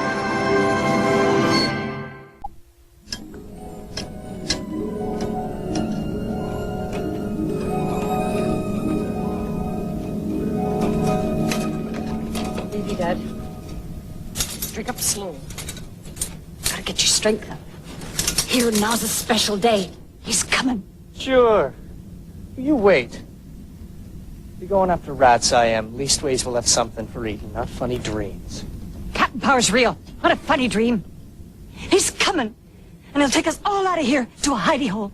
A safe place. Well, you can't blame the boy for not believing it. That someone could come in here and whoosh, lift us right out. A whole new life.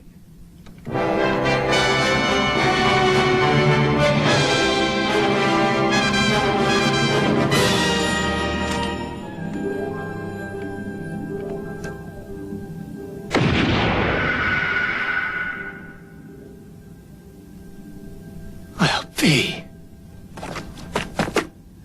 It's the captain. He's here. Come, hurry on him. Bring your granddad. Come. Well, you go ahead, girl. I'll get my things.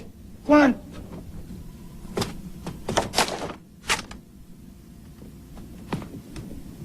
You be him, don't you, Captain Power? In person. Your times of trouble are over, old mother. Good days lie ahead. All the food you want. Place to raise your children in love and safety. Just you and your family here, old mother? Yes, just me and McKin. And we'd be mega happy to see you, Captain Power. Too bad. I'd hoped there'd be more.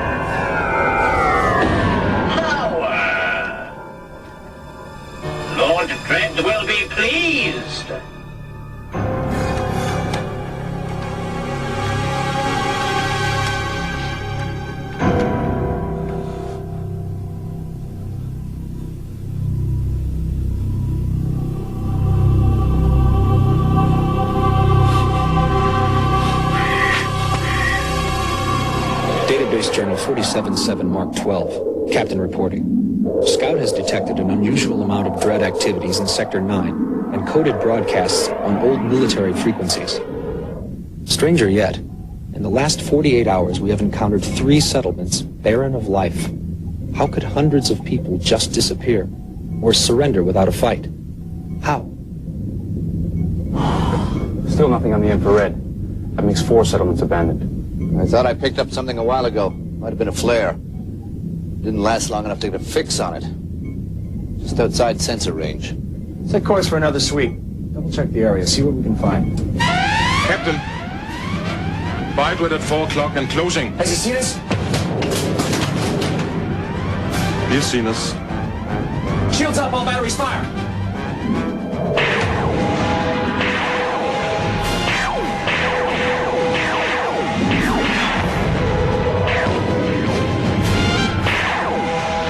Shields are buckling. I'm diverting all secondary power to lasers. What's he doing out here? How'd he find us in all this? Maybe he didn't find us. Maybe we found him.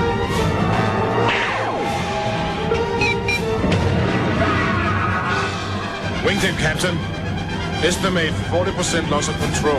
Got him beat. We got 30% loss of control here. I'll buy that. Fire spellbinders. Spellbinders away.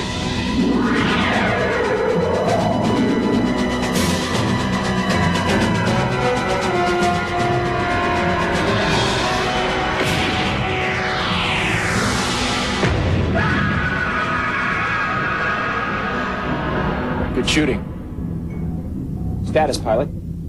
We're limping, Captain. I suggest we land and repair. I can't guarantee how long we'll stay in the air without damage control. All right, put her down. At a respectable distance. I'll do my best.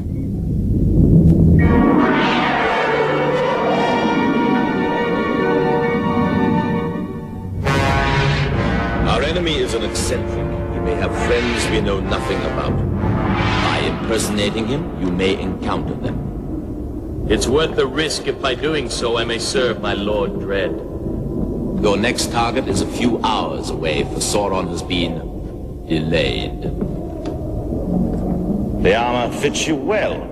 If I did not know better, I would say that you were power. Have you met him before? Yes, I knew his father. Our ways parted when I merged my mind with the Overmind. It was then that I saw that only by elevating man to the machine could our goal be reached. He swore to stop me. All those who oppose my Lord Dread must be punished, must be eliminated. You're a good soldier, Jason. Efficient, cool. The machine is in your eyes. Thank you, my lord. All praise to the machine.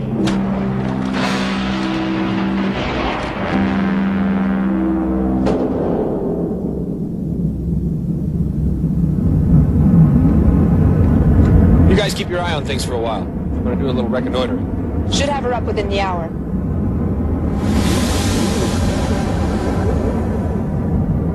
Sure loves his sky bike, doesn't he?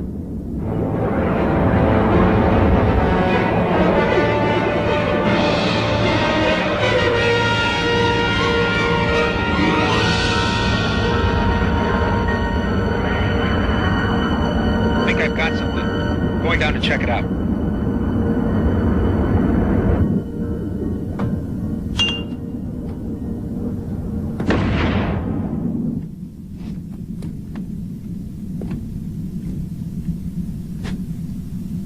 Hey, you all right? You're one of them! Clicker! Go away! I'm not a biodread. We're a trooper. I'm a human just like you. Look.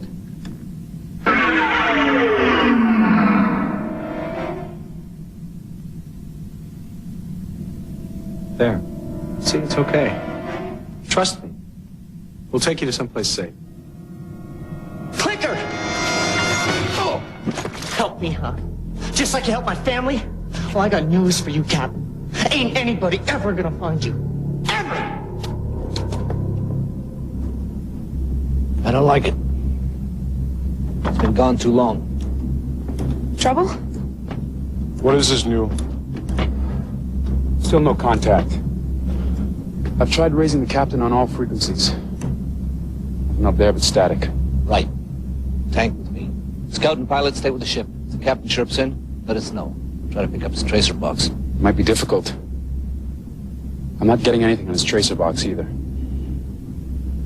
It's like he dropped right off the face of the earth.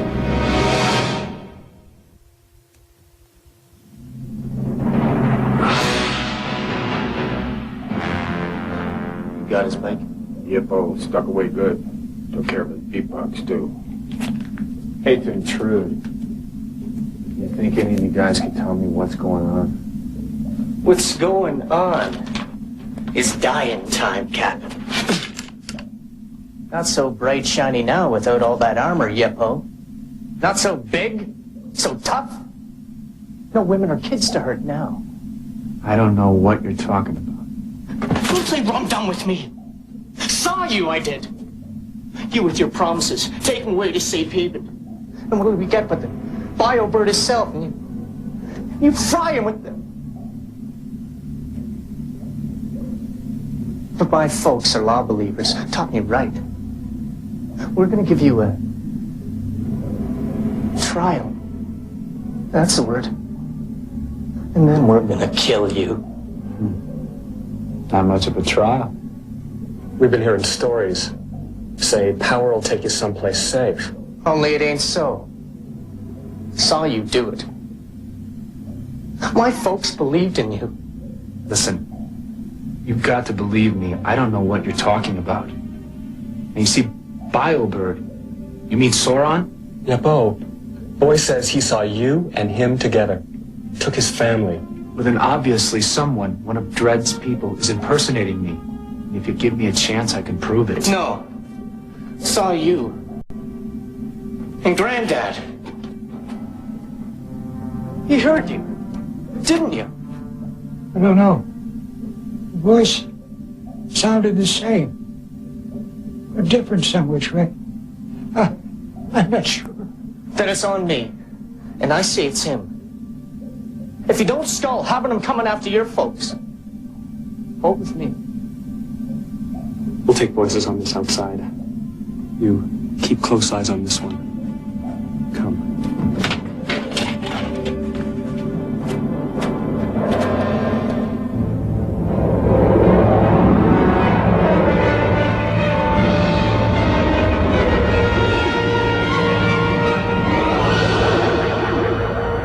Four square sectors. No sign of him. Then we'll go back and cover them again. We'll find the captain if we have to go over every grain of dirt one at a time.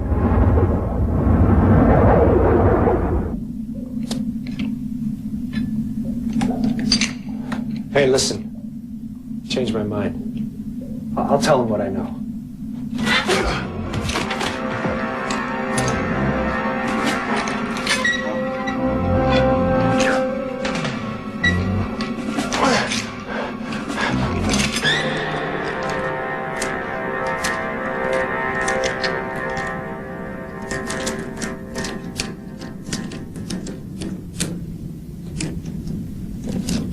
Vote.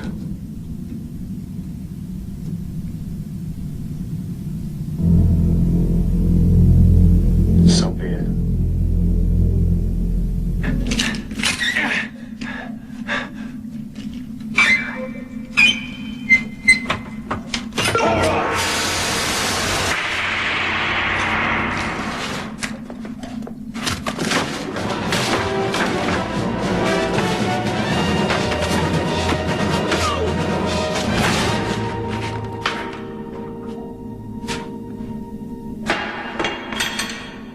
Go on. You're gonna kill me, right? No. I told you the truth. Whoever you saw, it wasn't me. And right now, I want his hide as badly as you do. You help me and we'll both get him. Okay? Okay.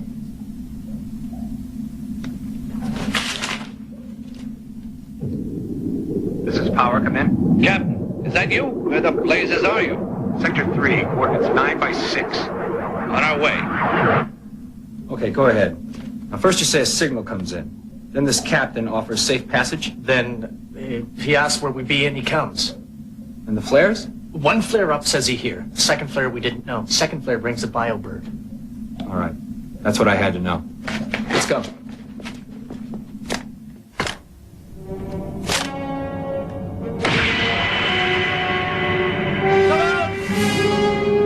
Hey, where is everyone? It's Captain Power! People, I haven't got all day!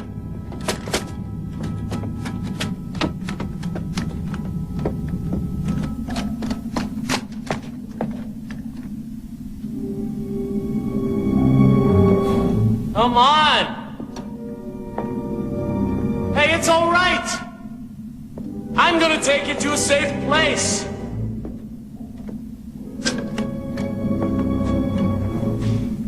People, why are you hiding from me? Come on! Captain Power's here! You got that right.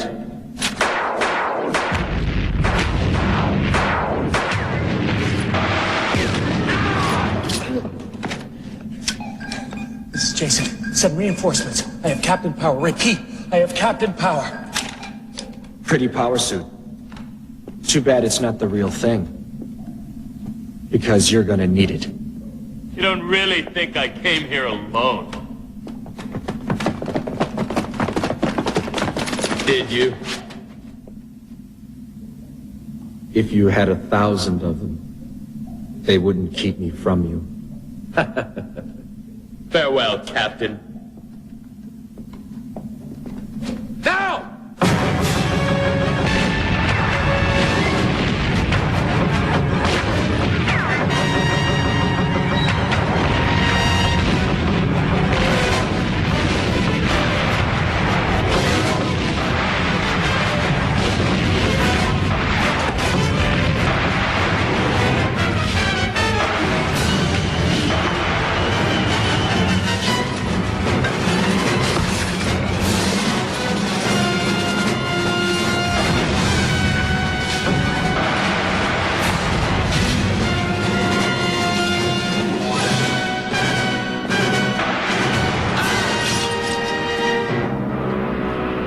Stay back.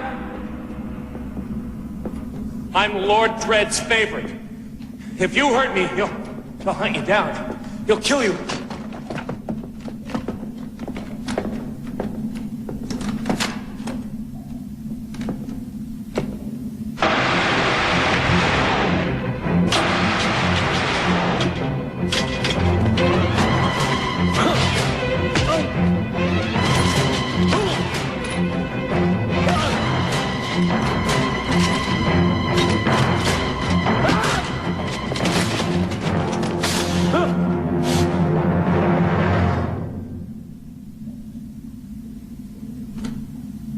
I made a promise to my father that I would never take a human life.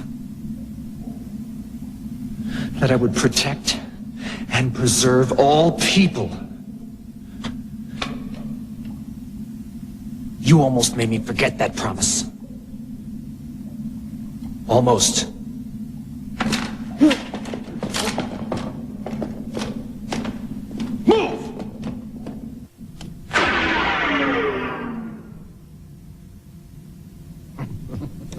I suggest we get rid of this imposter. No. This be our turf. We will decide. We will judge. Give him to us. We scull what to do with his kind. Kill him. No. Okay, Yeps. Then I scull a better way. No killing, I promise. Better. And worse.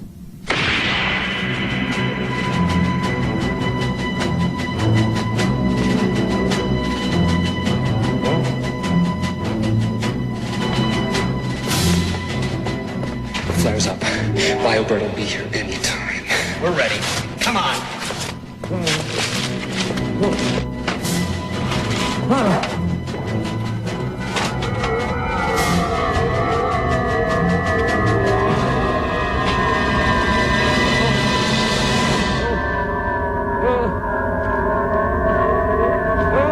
Organic sighted.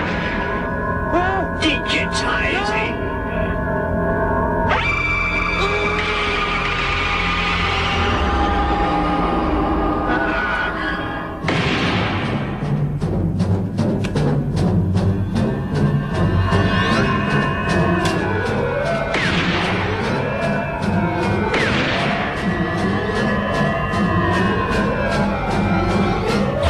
Only one organic. Lord Dread demands a minimum of 5. Yeah, well, I got a message for both of you.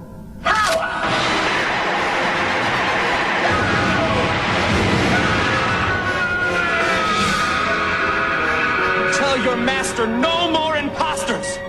Not one. Or I'll shove that mountain of his right down his throat. You tell him.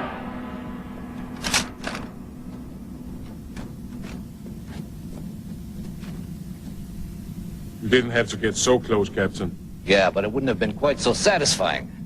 Right, Cap? Had to be done. Let's go home. Are you certain it is Jason you carry? Yes, my lord. He has failed you. Do you wish him punished? Possibly. Done. Yes. Give him to Overmind. Show him the machine has teeth.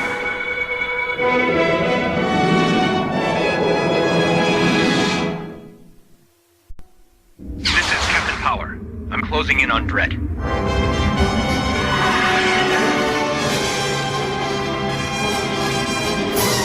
Watch for base stations.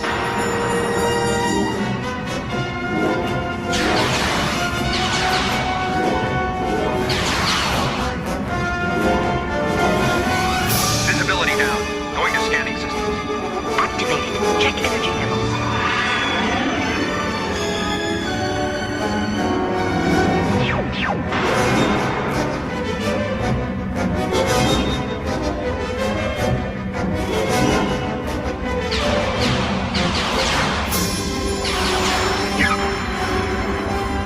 Check power levels. We took a few hits, but we've still got plenty of power. Energy systems full. Hold on. I'm gonna blow this baby.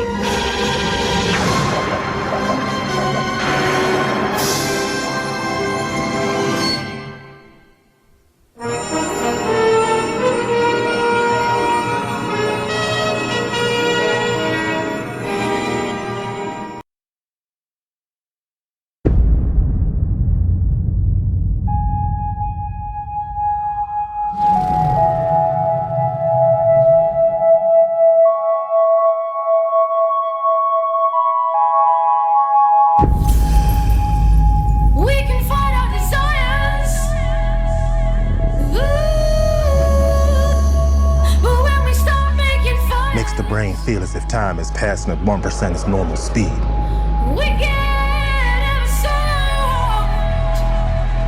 If we play this right, we could take the whole city.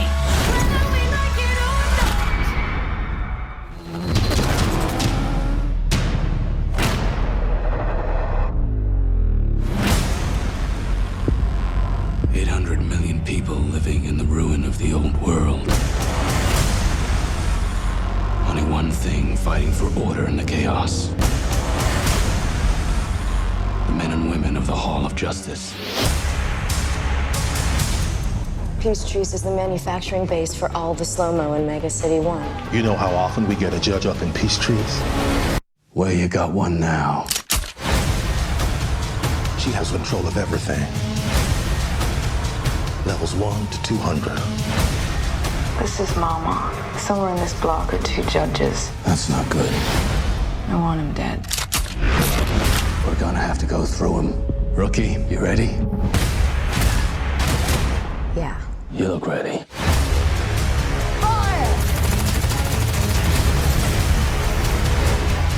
Judgment time. Let's finish this. Mama is not the law. I'm the law.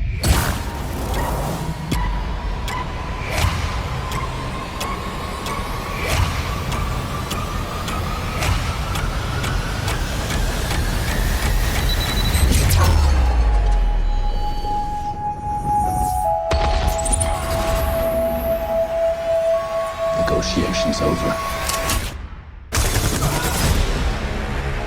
The sentence is death.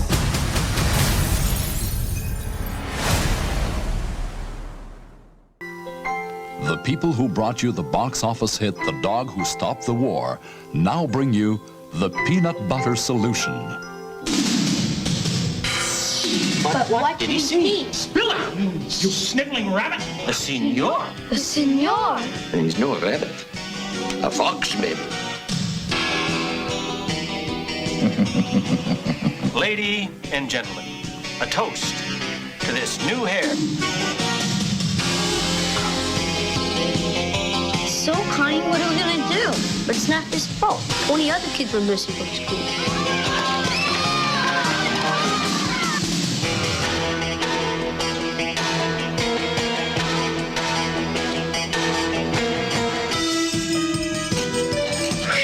But what happened to my voice?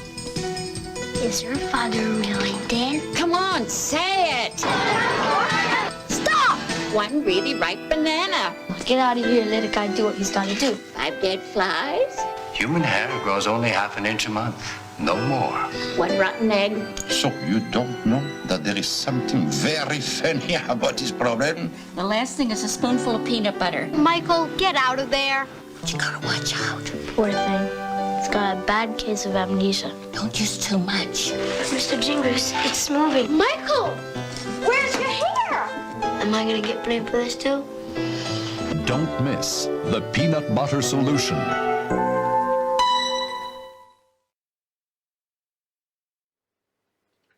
Hey, hope you like the Captain Power still. We got plenty of episodes of Captain Power to air, so it's going to be a while before we run out. Which is funny because, you know, y'all, I aired the pilot movie, which is kind of the setup for the show, but has completely different ending, you know, because, you know, Chase does not die in the series. And we're supposed to get a season 2, which added new characters, and we didn't get it. I've seen the toys; they're kind of cool. I'm not gonna lie. So, all right. Then we'll talk about some other stuff that we've talked about before. You know, people say they like the movie trailers. Some people like the commercials. Some people say I should make both, do the movie commercials and the trailers. Now I'm putting out some of these movies. Now, obviously, I cannot air RoboCop. I cannot air Alien. I cannot air Crawl. I might be able to do Eliminators.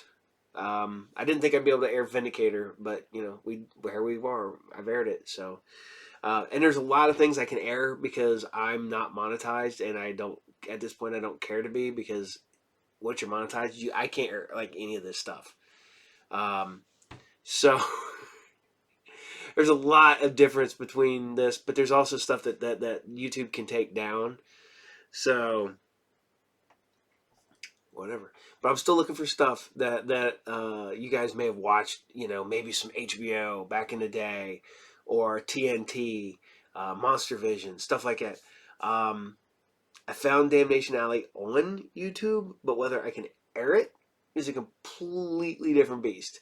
Just because I found a lot recently is just because it's on there and somebody else is showing it doesn't mean that I can.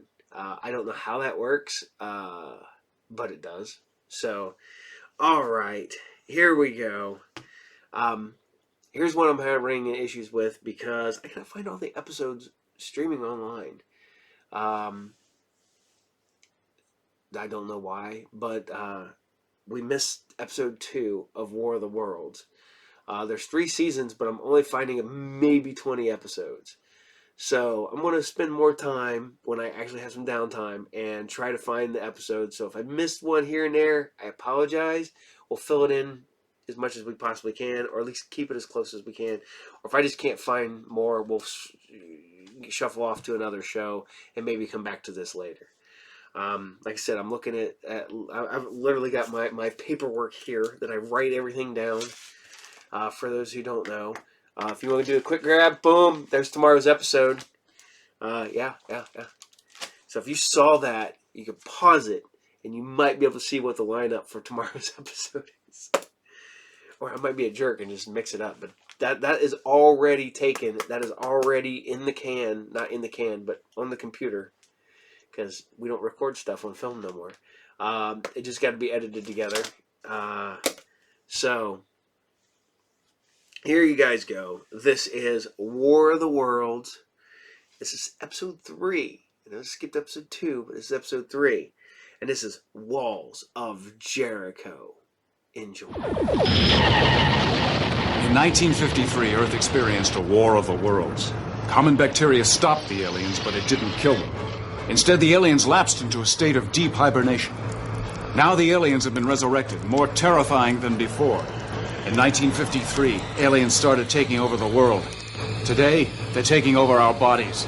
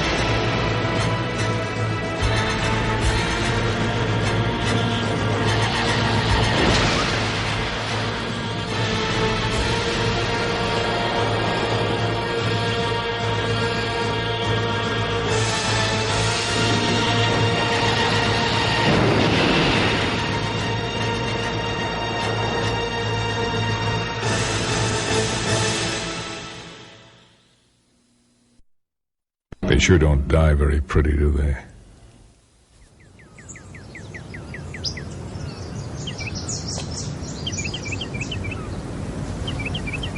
Nothing more seems to be developing, General. I'm beginning to feel cautiously optimistic. Yes, sir, I couldn't agree with you more. I'll speak to him right away. Yes, sir, I'll keep you informed. You mind some company? Not at all. Days like this makes you wonder what we're still doing here, don't they? On the contrary, Colonel, it inspires me to work all the harder. Then you must be feeling very frustrated right about now, Doctor. 6 weeks without any new sightings, without any new radio intercepts. Is there a hidden agenda to this conversation, Colonel? Hardly. It just seems kind of obvious. Either the aliens are out there, somewhere, still pose a threat, or they've been neutralized, which means our purpose here is no longer valid. The military's talent for reducing things to their extremes never fails to amaze me.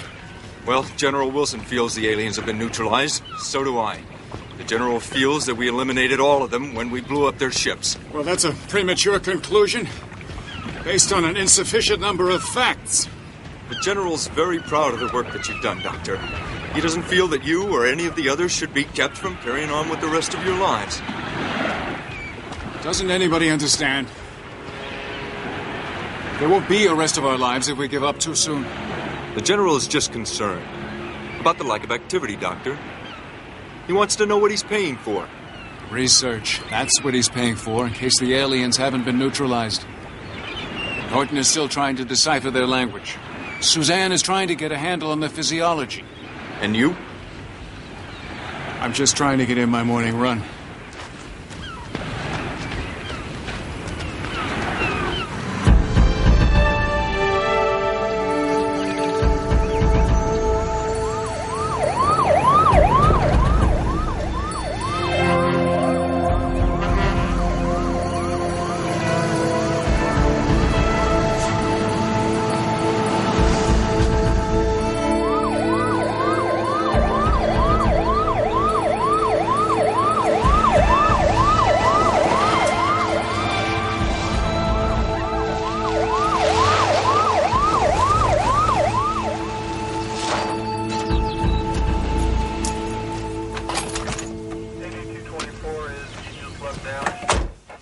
So all-fired important, you just gotta pull me away from Betty Jo on one of the few mornings she's in the mood?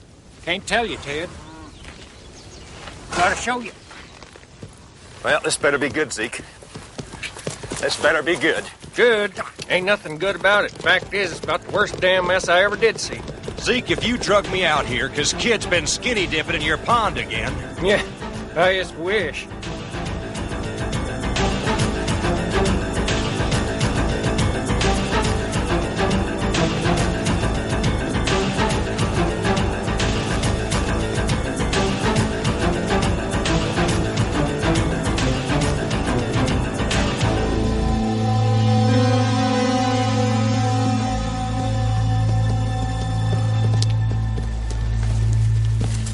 Got another couple of dozen of them, just like this.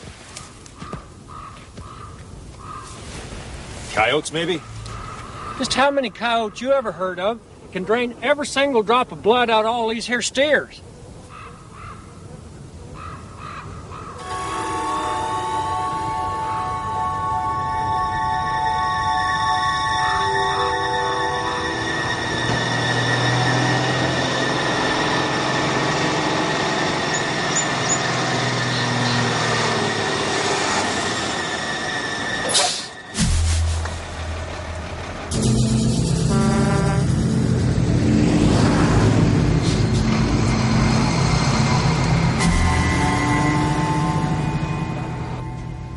And that's about the long and short of it, Claire. Now, you be a good girl and make sure my report gets on the computer so it gets filed with the National Crime Network. Why, we might be onto one of them statewide devil's cults or something here. I'm out. That's it, Ted? That's all you're gonna do? What else can I do, Zeke? Well, what in the hell am I supposed to do with 25 slaughtered steers out here? As you, maybe I'd get a few friends together and have me a barbecue.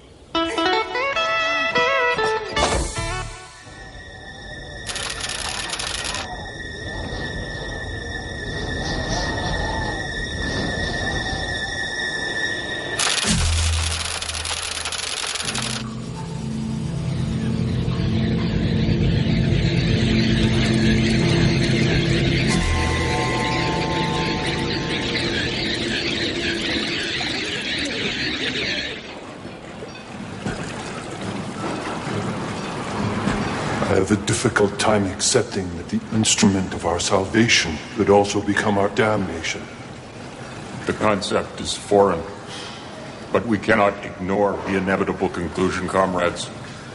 The radiation which gave us a second life is slowly killing us. We seem to be faced with the most challenging dilemma.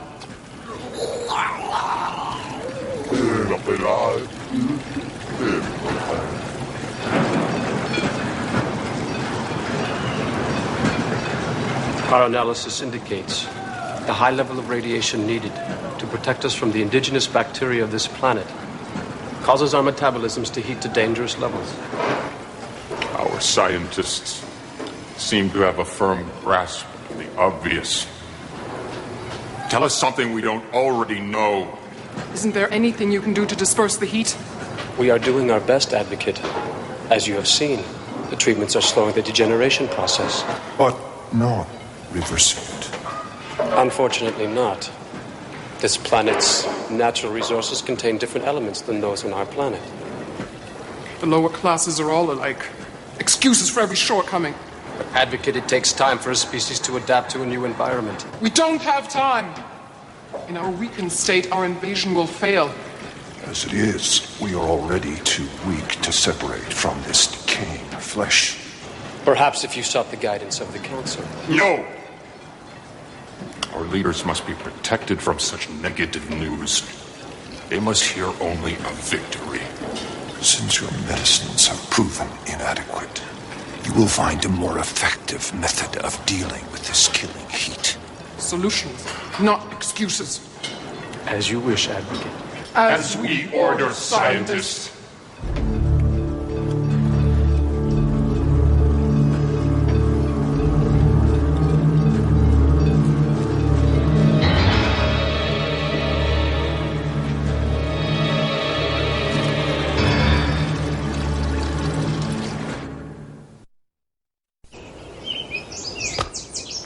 That was an easy one. Without tissue samples, most of this is just educated guessing. But I think I understand how an alien blends with whoever happens to be unfortunate enough to get in its way. It's a combination of osmosis and cell face matching. Watch. Through osmosis, alien cells invade a human body. These cells then spread out seeking human cells that it can bond to. This bonding allows all of the genetic information from the individual human cells to communicate to the alien cells. Killing the human cells in the process? Yes, but apparently not before it absorbs all of the intelligence of the human victim. We're talking Night of the Living Dead here, folks. Not only do these guys get to pick our brains, they also get to use our bodies as a perfect disguise. I don't call open sores and radiation sickness a perfect disguise. I mean, it's not exactly difficult to spot these things in a crowd. For now, maybe. But it's only a matter of time until they figure out a better way to protect themselves and conceal themselves. If any more of them are still around. Let's send what you've done to General Wilson. Let him see what he's getting for his money. If I had tissue samples, I know I could make more progress. Lifespan, reproduction, side effects of long-term exposure to radiation. Side effects? I thought the radiation was the thing that kept them going. That may be only short-term. I made you a little snack. Well, Mrs. Pennyworth, thank you very much.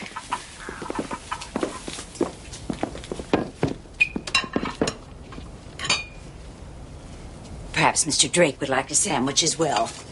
I'm sure he would.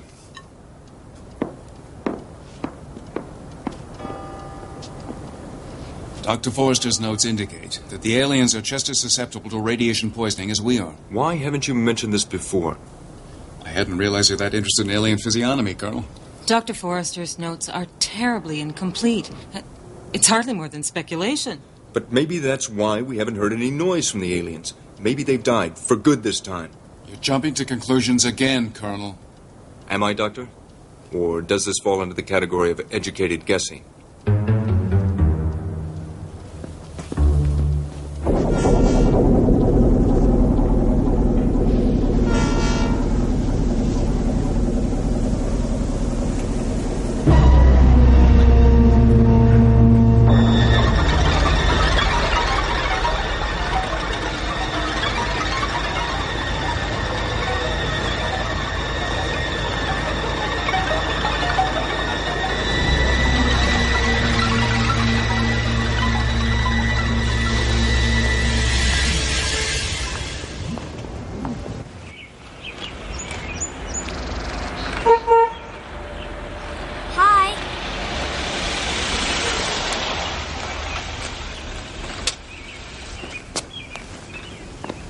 Uncle Hank! Debbie, dear. Oh, look at you. You've grown into a beautiful young lady. I'll be 12 next month. Will you? How come Mom didn't tell me you were coming? Well, she didn't know. It's a surprise. Hello, Major. Good to see you again. And you, sir. I've been out of uniform a long time, General. Using my rank really isn't appropriate anymore. Since when do majors tell generals what's appropriate or not? You've earned the rank, Major. I'm proud to use it. Thank you, sir. Come on, let's go surprise Mom. All right, where is she now? In the kitchen. In the kitchen, eh? I see. All right. When Colonel Ironhorse told me you were planning to send some of your research to me, I thought I'd use that excuse to drop by and see how you folks were doing. Yes, well, very interesting indeed. Well thought out. Good. Good work. I don't see any mention about that amnesia theory you told me about a few weeks ago. Oh, essentially that's a theory that's made popular by people who believe in UFOs, General. Which should all weird things being considered include all of us in this room. Thank you, Norton. General Wilson. I'll get you the details as soon as I'm satisfied it's complete. I see. Harrison, couldn't you give Uncle Hank just a few of the highlights? Yes, Doctor. Do you think you could manage to do that? The theory holds that those people who have had contact with extraterrestrials often are unable to remember this contact without the aid of regressive hypnosis. And why is that, Doctor? Well, there are two schools of thought on that. I'd say the answer is probably a little of both. One is that the aliens possess the means to make us block out the incident, and the other is that we block it out ourselves. It has to do with selective memory, the mind's ability to deeply submerge into the subconscious things, in this case the existence of aliens, that it finds too disturbing to deal with on a conscious level. Sounds like a lot of head shrink double talk to me. I'm not surprised. I was a second lieutenant in 1953.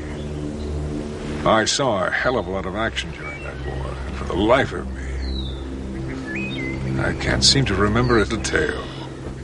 Exactly.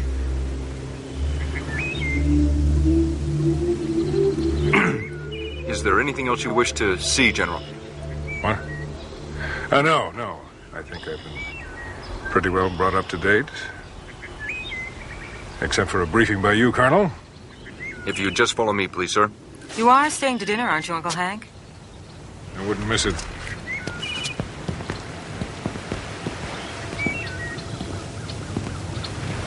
Am I the only one who's suspicious of the General's motives for surprising us with this little visit, huh? Come on, Norton. It's just the way the military operates. It's like a snap inspection. I think the real surprise is yet to come.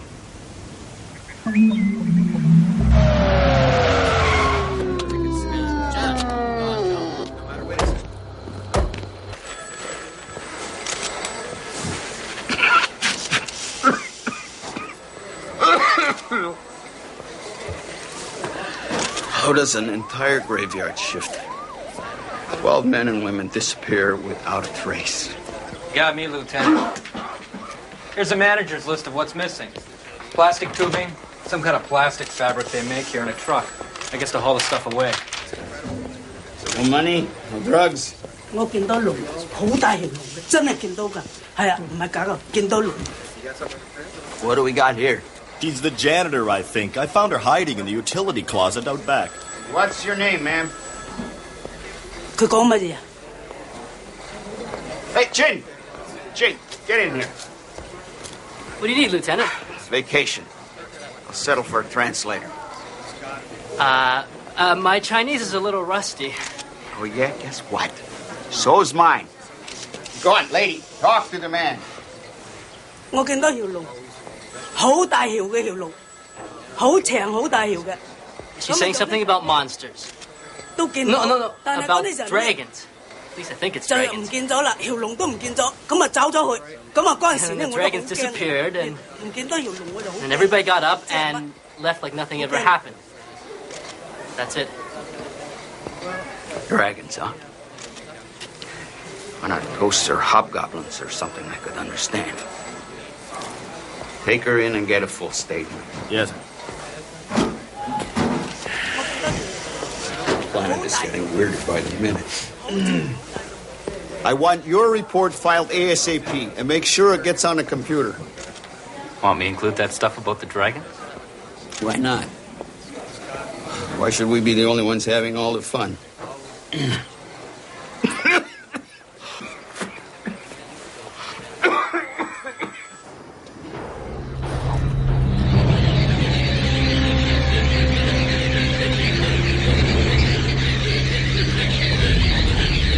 Such progress is a positive sign. We still have so much to do. You have to stay strong. The advocacy will be severely weakened without the three of us.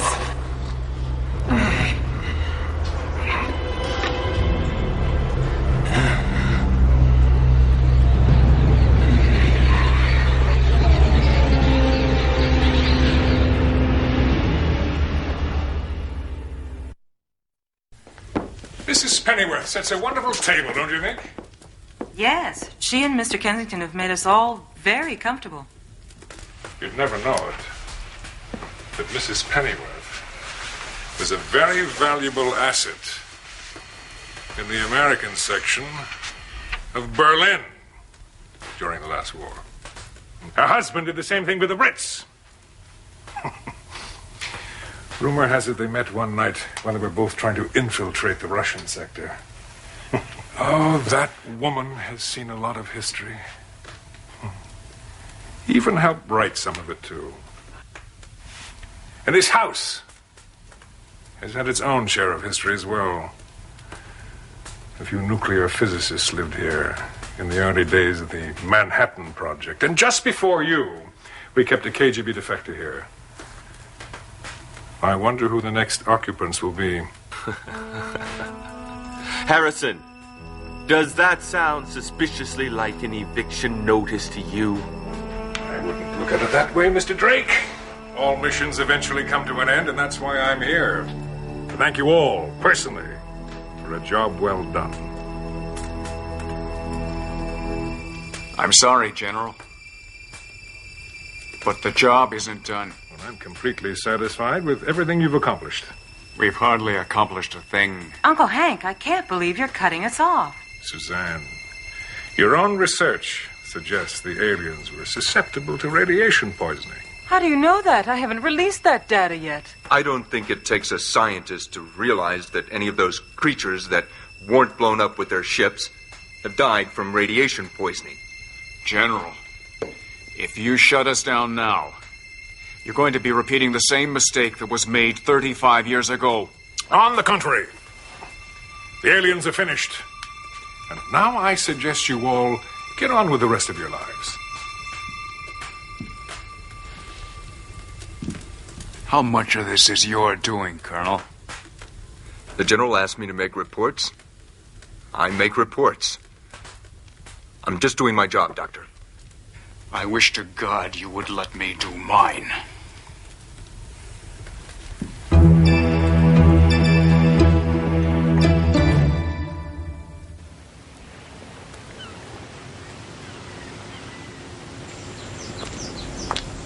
Uncle Hank, isn't there something you can do to delay closing us down? It's all been decided. I'm sorry, honey. So am I.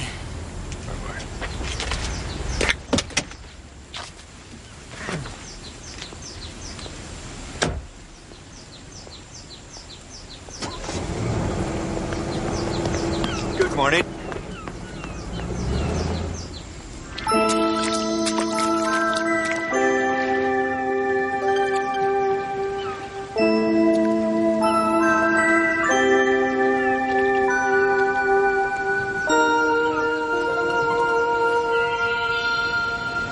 Well? I told you the sentimental approach would not work. At least it was worth a try. What are you going to do now? I don't know. I guess the new Pacific Institute makes the most sense. Still have room for a microbiologist on your staff? Still willing to spend time with a nutcase? Well, that depends. On what the nutcase wants me to do. Well, if the General is right, and the aliens are dead, then we just pick up where we left off. And if he's wrong? If he's wrong. None of this matters anyway.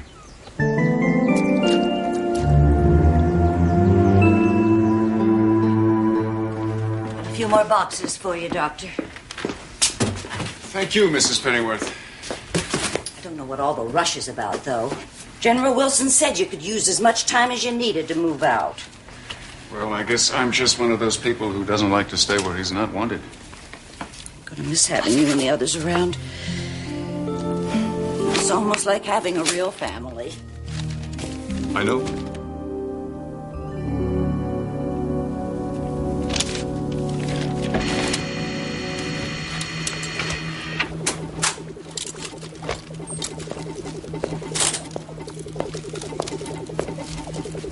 You need a hand with anything in here? No, thanks.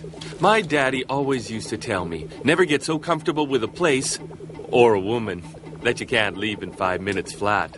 That must have been a great comfort to your mother. Well, my folks were married 42 years, had 6 kids. Must have been doing something right. What's that? Oh, a little something I rigged up on the computer to let me know when it's on to something. To work, Gertrude.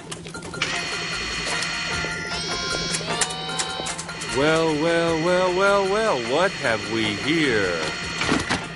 One of the jobs I have this little baby performing is constantly monitoring the National Crime Network computer to see if there's any bizarre stuff we might be interested in.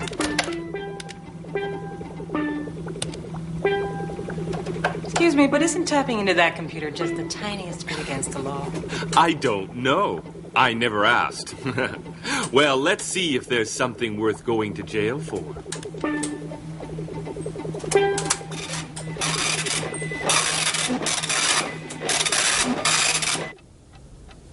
Slaughtered cattle, a few missing factory workers, stolen plastic products. Why are you showing me this? Because I think those incidences are connected. First to the aliens, and then to each other. And I think you're looking for imaginary dragons under imaginary rocks. Where did you get this list? Norton has his own way of finding these things out. Didn't Mr. Drake get the message? Didn't any of you people get the message? This operation is terminated. You people are no longer in the alien-busting business. You could bring this list to General Wilson, Colonel, and you could ask him to give us more time. Oh, really? And what am I supposed to say to the General? That the aliens are trying to take over the world by cornering the market on plastic tubing? Give me a break, Doctor.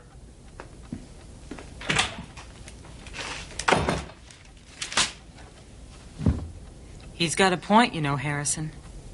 What are the aliens up to? I haven't got the faintest idea. But we still lack an adequate coolant. Liquid nitrogen would be the ideal substance. Why are you not producing the substance? We had pride advocate. This planet's atmosphere contains ample amounts of the nitrogen element. But converting the nitrogen into a useful form is beyond the scope of the materials we have on hand. If you're incapable of manufacturing what we need, then you will acquire it in another way. And quickly, before permanent harm comes to those of us still alive. We cannot allow submersion into this rancid pool to become our destiny as well.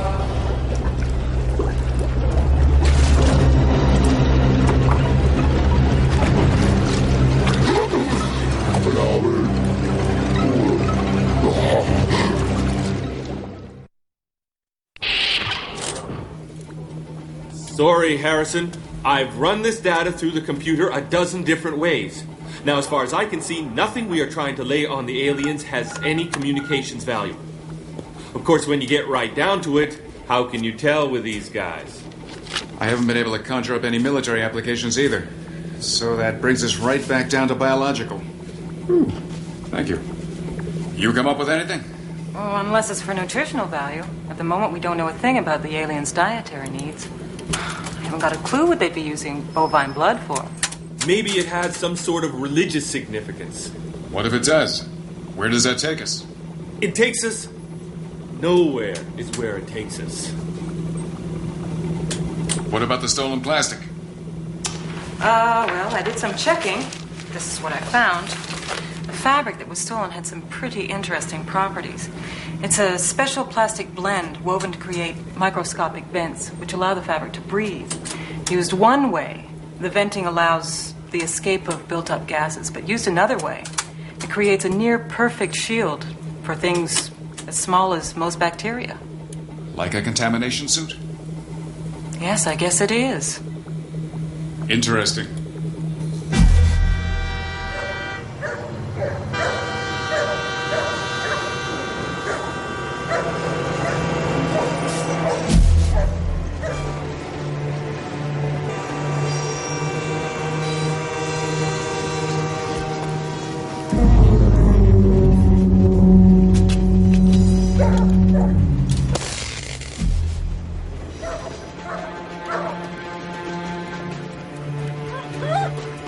Radio check. Section 3.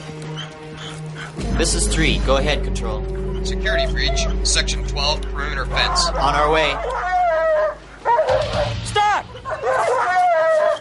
Hey, you! Stop!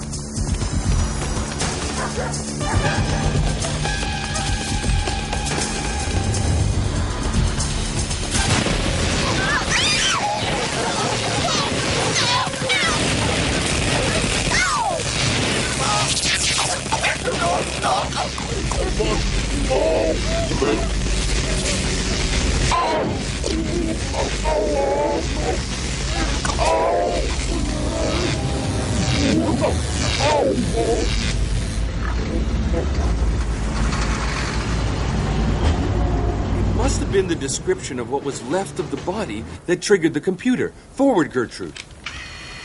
But why would the aliens want rocket fuel? They haven't any ships. At least none that we know of. It wouldn't matter anyway. Alien ships were not designed to be propelled by liquid nitrogen. No, they need it for something else. Something. I don't know what. Think we should call the Colonel in on this?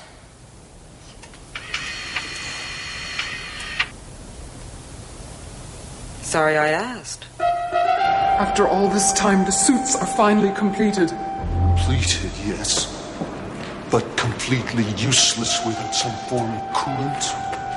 Our attempt to steal the liquid nitrogen from the rocket facility was at best poorly conceived. Desperate times call for desperate measures.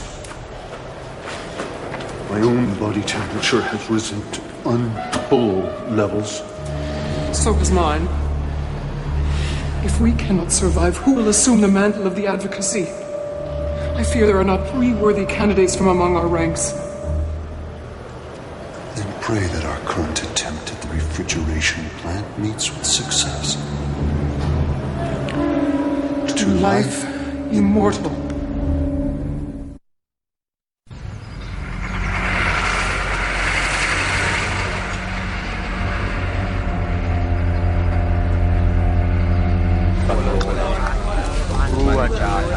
For once, our scientists have accomplished what is expected of them.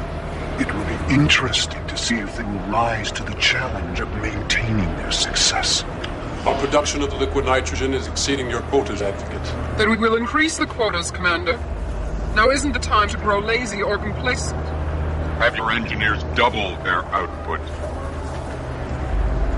You've been away from battle far too long. It will be good to resume. Yes. Yeah.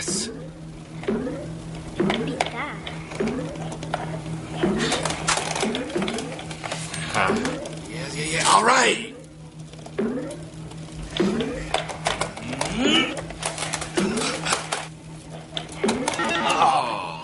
Gotcha. You are getting too good for this game. One more? Okay. As soon as Bob finishes up. Morning, Bob. Good to see you again, Mr. Drake. Any problems to report? Well, Bob, the computer is the only thing that isn't a problem. That's what we like to hear, Mr. Drake. I'll just recharge the coolant and be on my way. If the computer never breaks, why'd you always have to get it serviced? Well, to make sure that it doesn't break. You see, it's just like having a little baby, only instead of changing diapers, you have to change the liquid nitrogen coolant. Like with the car. Mom's always putting that coolant stuff into the radiator. Right, Mom? That's right, sweetheart. Listen, if my little angel here starts wearing out her welcome, don't be shy about kicking her out. I enjoy the company. Yes, Debbie, you see, it is exactly like putting coolant into the car's radiator. Because, you see, the computer works so fast and generates so much heat that without putting the liquid nitrogen coolant in, it would overheat, and then you wouldn't be able to beat me at this stupid game. Norton, rocket fuel. It's mostly made of liquid nitrogen, right? Right. Right.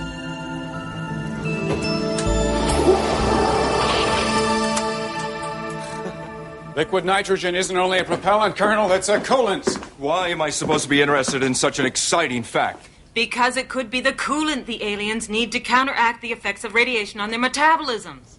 Okay, for the sake of argument, I'll buy what you're saying. But the aliens, if it really was the aliens, they didn't get their hands on any of the liquid nitrogen, so what the hell's the problem? You're the soldier, Colonel. You tell me. Just because you can't get your supplies from one source doesn't mean you don't try raiding another source. But these creatures, they're supposed to be so smart. Why don't they just make their own? Because they probably don't have the means. That's why they're trying to steal what they need.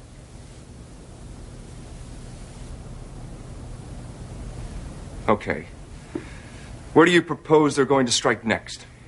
I thought he'd never ask. Thought you'd never ask. Now, based on what the aliens have been doing so far... What you assume the aliens have been doing? Yes, assume.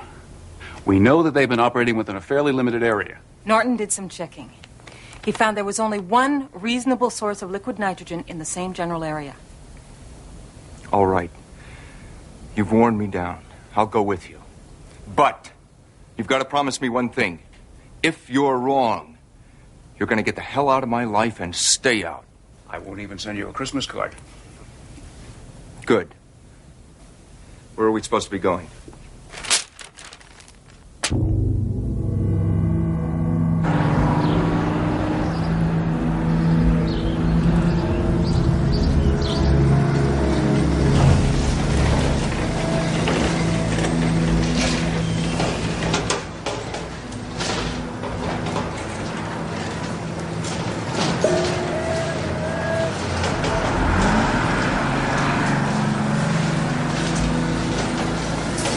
Let me. You're in no condition.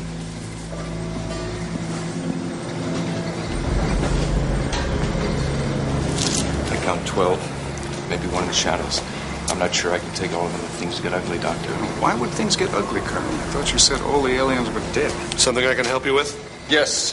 Department of Health and Safety. I wasn't informed of any inspection. Well, that's the way our department works. Especially when we conduct PCB tests. PCBs? I don't know what you're talking about. There aren't any PCBs here. That's what they all say. Look, you can let us do our job, or we can come back with some sheriff's deputies and a subpoena. I don't think that's really necessary. Do what you have to do.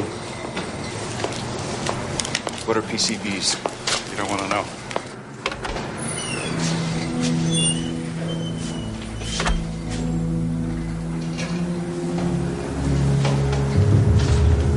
Should we appropriate their bodies? No. It might attract unwanted attention before we've accomplished our goal. What are they doing? Testing for PCBs.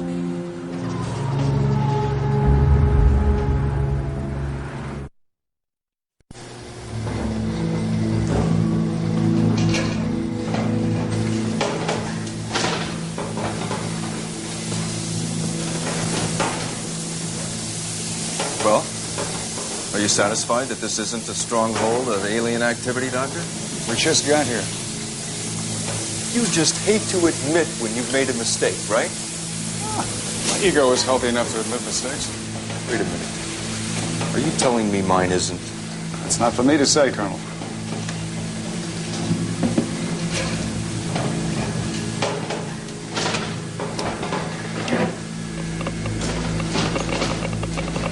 This is not a healthy area, my friend. Where's the PCBs? A lot worse. I'm reading some very dangerous radiation levels here.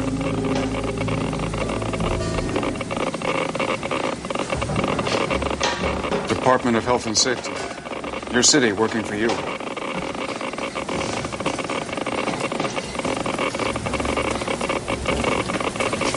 He's carrying enough radiation, he should have died days ago.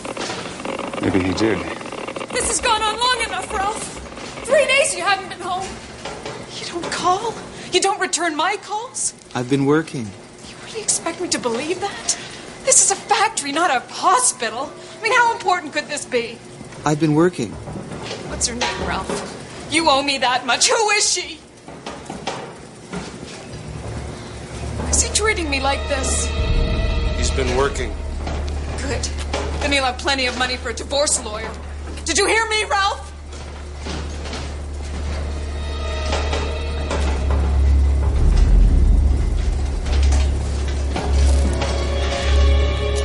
I don't know whether or not these guys are aliens, Doctor. But they are definitely weird.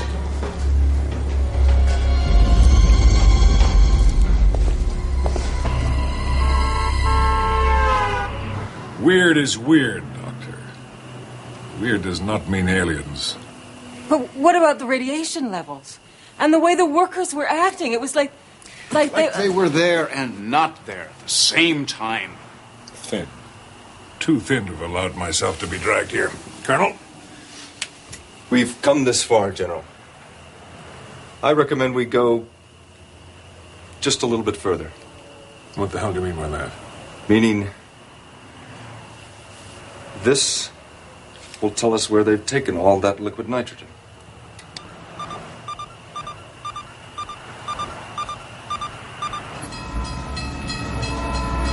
General, if you'll stay here with Suzanne. I can do this alone, Doctor. I never said you couldn't, Colonel. Shall we?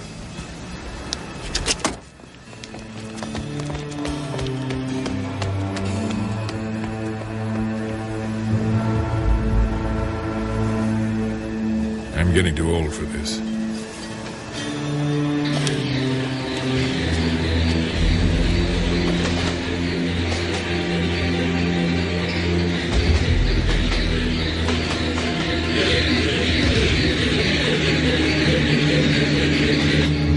What are they doing? How should I know? I'm as new to this stuff as you are. Are you getting a good look at that one guy's face, Colonel? Affirmative, Doctor. You were right all along. Okay, now let's just plant this transmitter and get the hell out of here.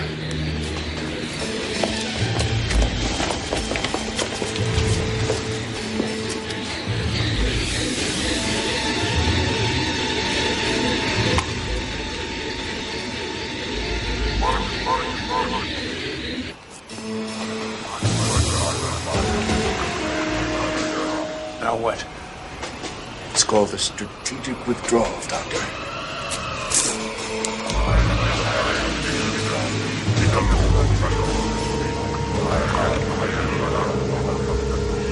You don't belong here. You're telling me. We cannot let you interfere.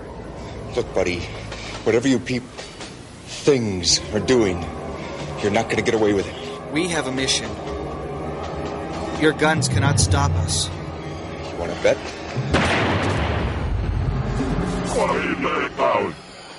Let's get the hell out of here.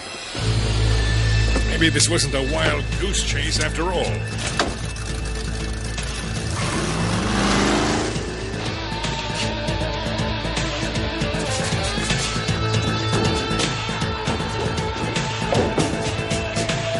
Uncle Hank, are you sure about this?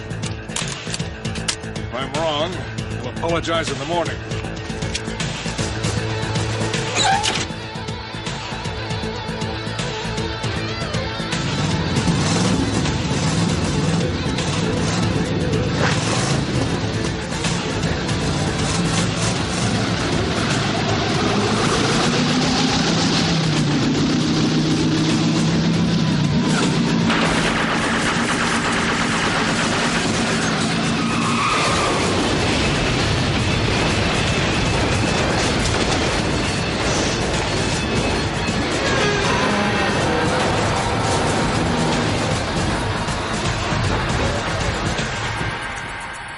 Sounds like the General's getting into the action.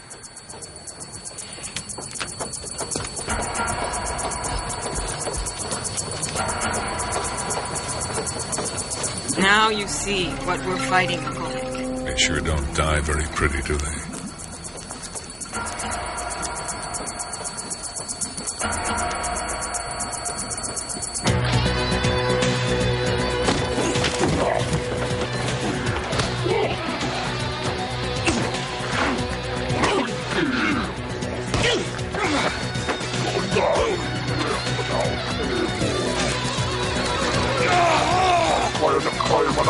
Get out of here! Watch the eyes, Colonel!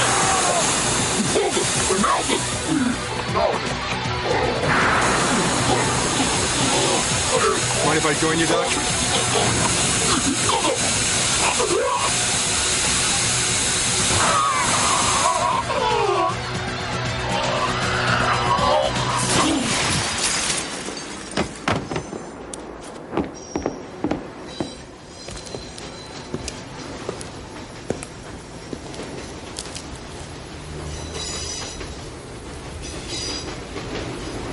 General, do you still feel the job is done?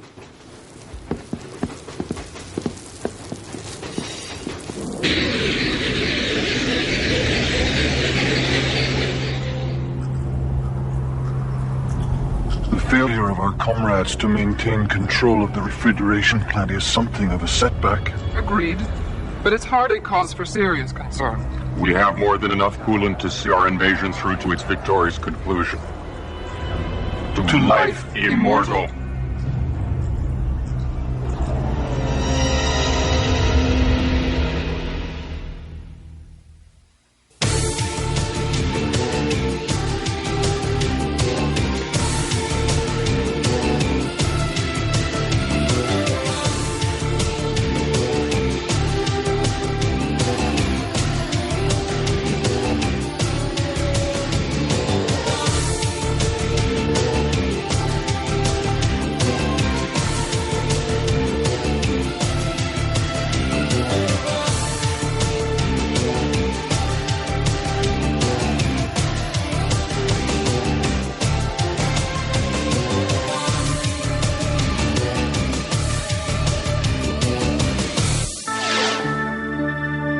Across the sea of stars lies another world, a world almost exactly like ours. This is where he lives.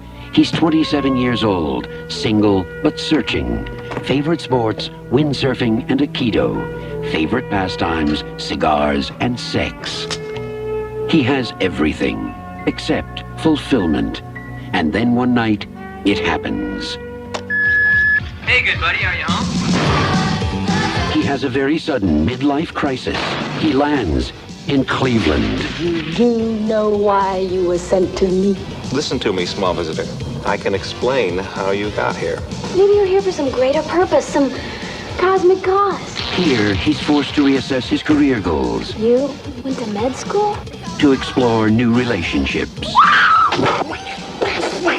To redefine his self-image. I'm sorry, we don't allow pets on the premises. To adjust to a changing lifestyle. Oh, pull it out! Until he discovers just who he really is. Oh, no. A duck in big trouble. That's a duck, man. Howard the Duck, trapped in a world he never made. Coming from George Lucas, a Willard Hike film, a Gloria You are now in the deep end of horror.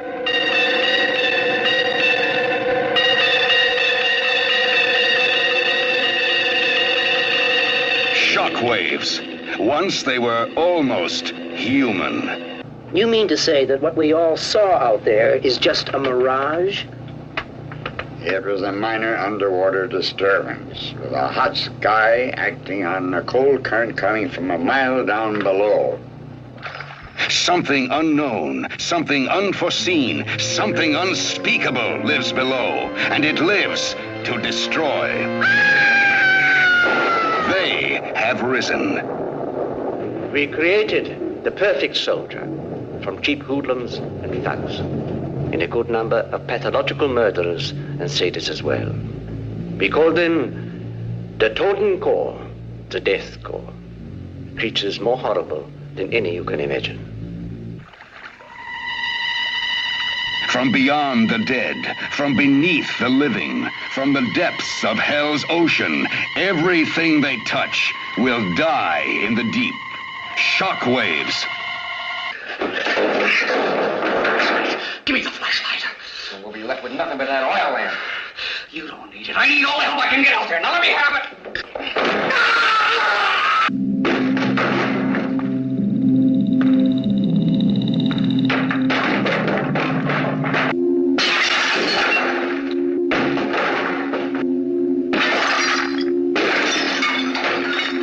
Starring the Masters of Shock, John Carradine and Peter Cushing. You are indeed very stupid. Now it is too late. Now, the total horror has begun. Now, there is no way out. Now, the ocean becomes a graveyard.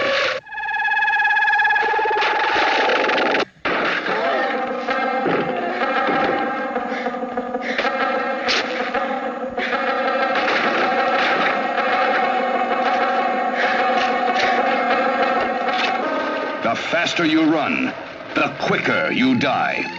Because once they were almost human. Shockwaves. The deep end of horror.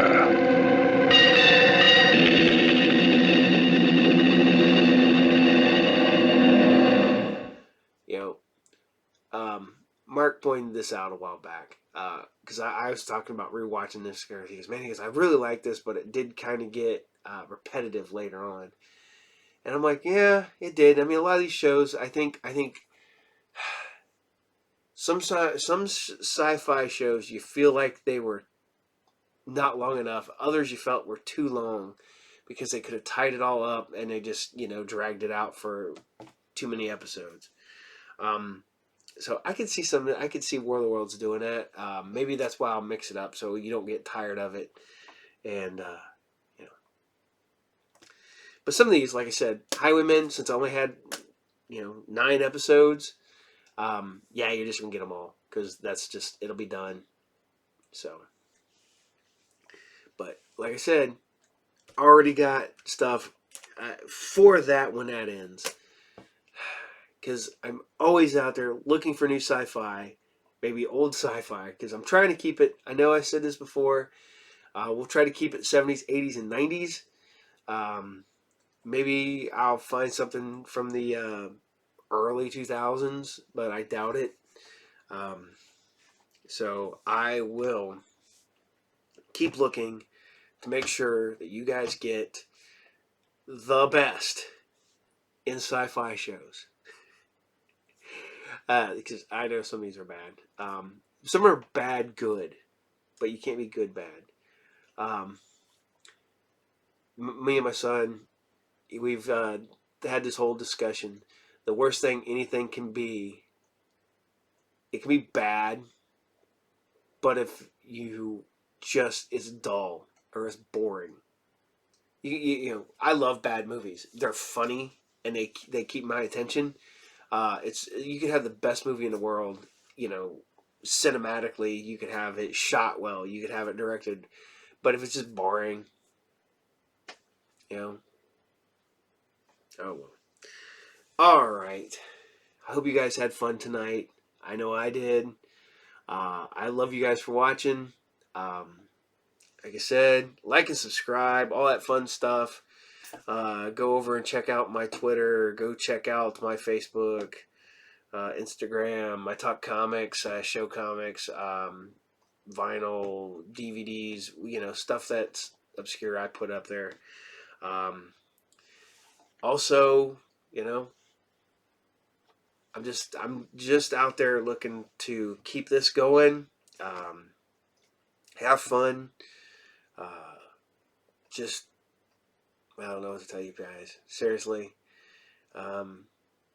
Just have fun. don't take life so seriously. Was it just remember a simpler time, I guess? There's too much shit. There's too much stuff that to weigh heavy on you, and this shouldn't be one of them. So I will leave it at that. I'm here. I will keep doing this until y'all get tired of me, or I run out of TV shows. I know I say a lot. Sorry. So I will see you guys next time for more Sci Fridays. Hopefully I'll see more of you tomorrow morning on Saturday Morning Serials. And I will see some of you on Mondays for the Group Therapy TV podcast. Like I said, I know that's weird that I do Group Therapy TV podcast, but that's because Group Therapy TV started out as a public access show back in the early 2000s. And I'm keeping it going as a podcast / YouTube channel. Check out some of my stuff. I've got a lot of horror hosts. I got more horror hosts on the way. I'm having fun doing it. Yeah, I fan out sometimes because I like horror hosts. I think they're a blast. I like wrestlers. I think they're a blast. I like directors and writers and stuff like that. These guys are fun. But check us out. And as always, take care, and I'll see you there. Adios, and have a good night. Later.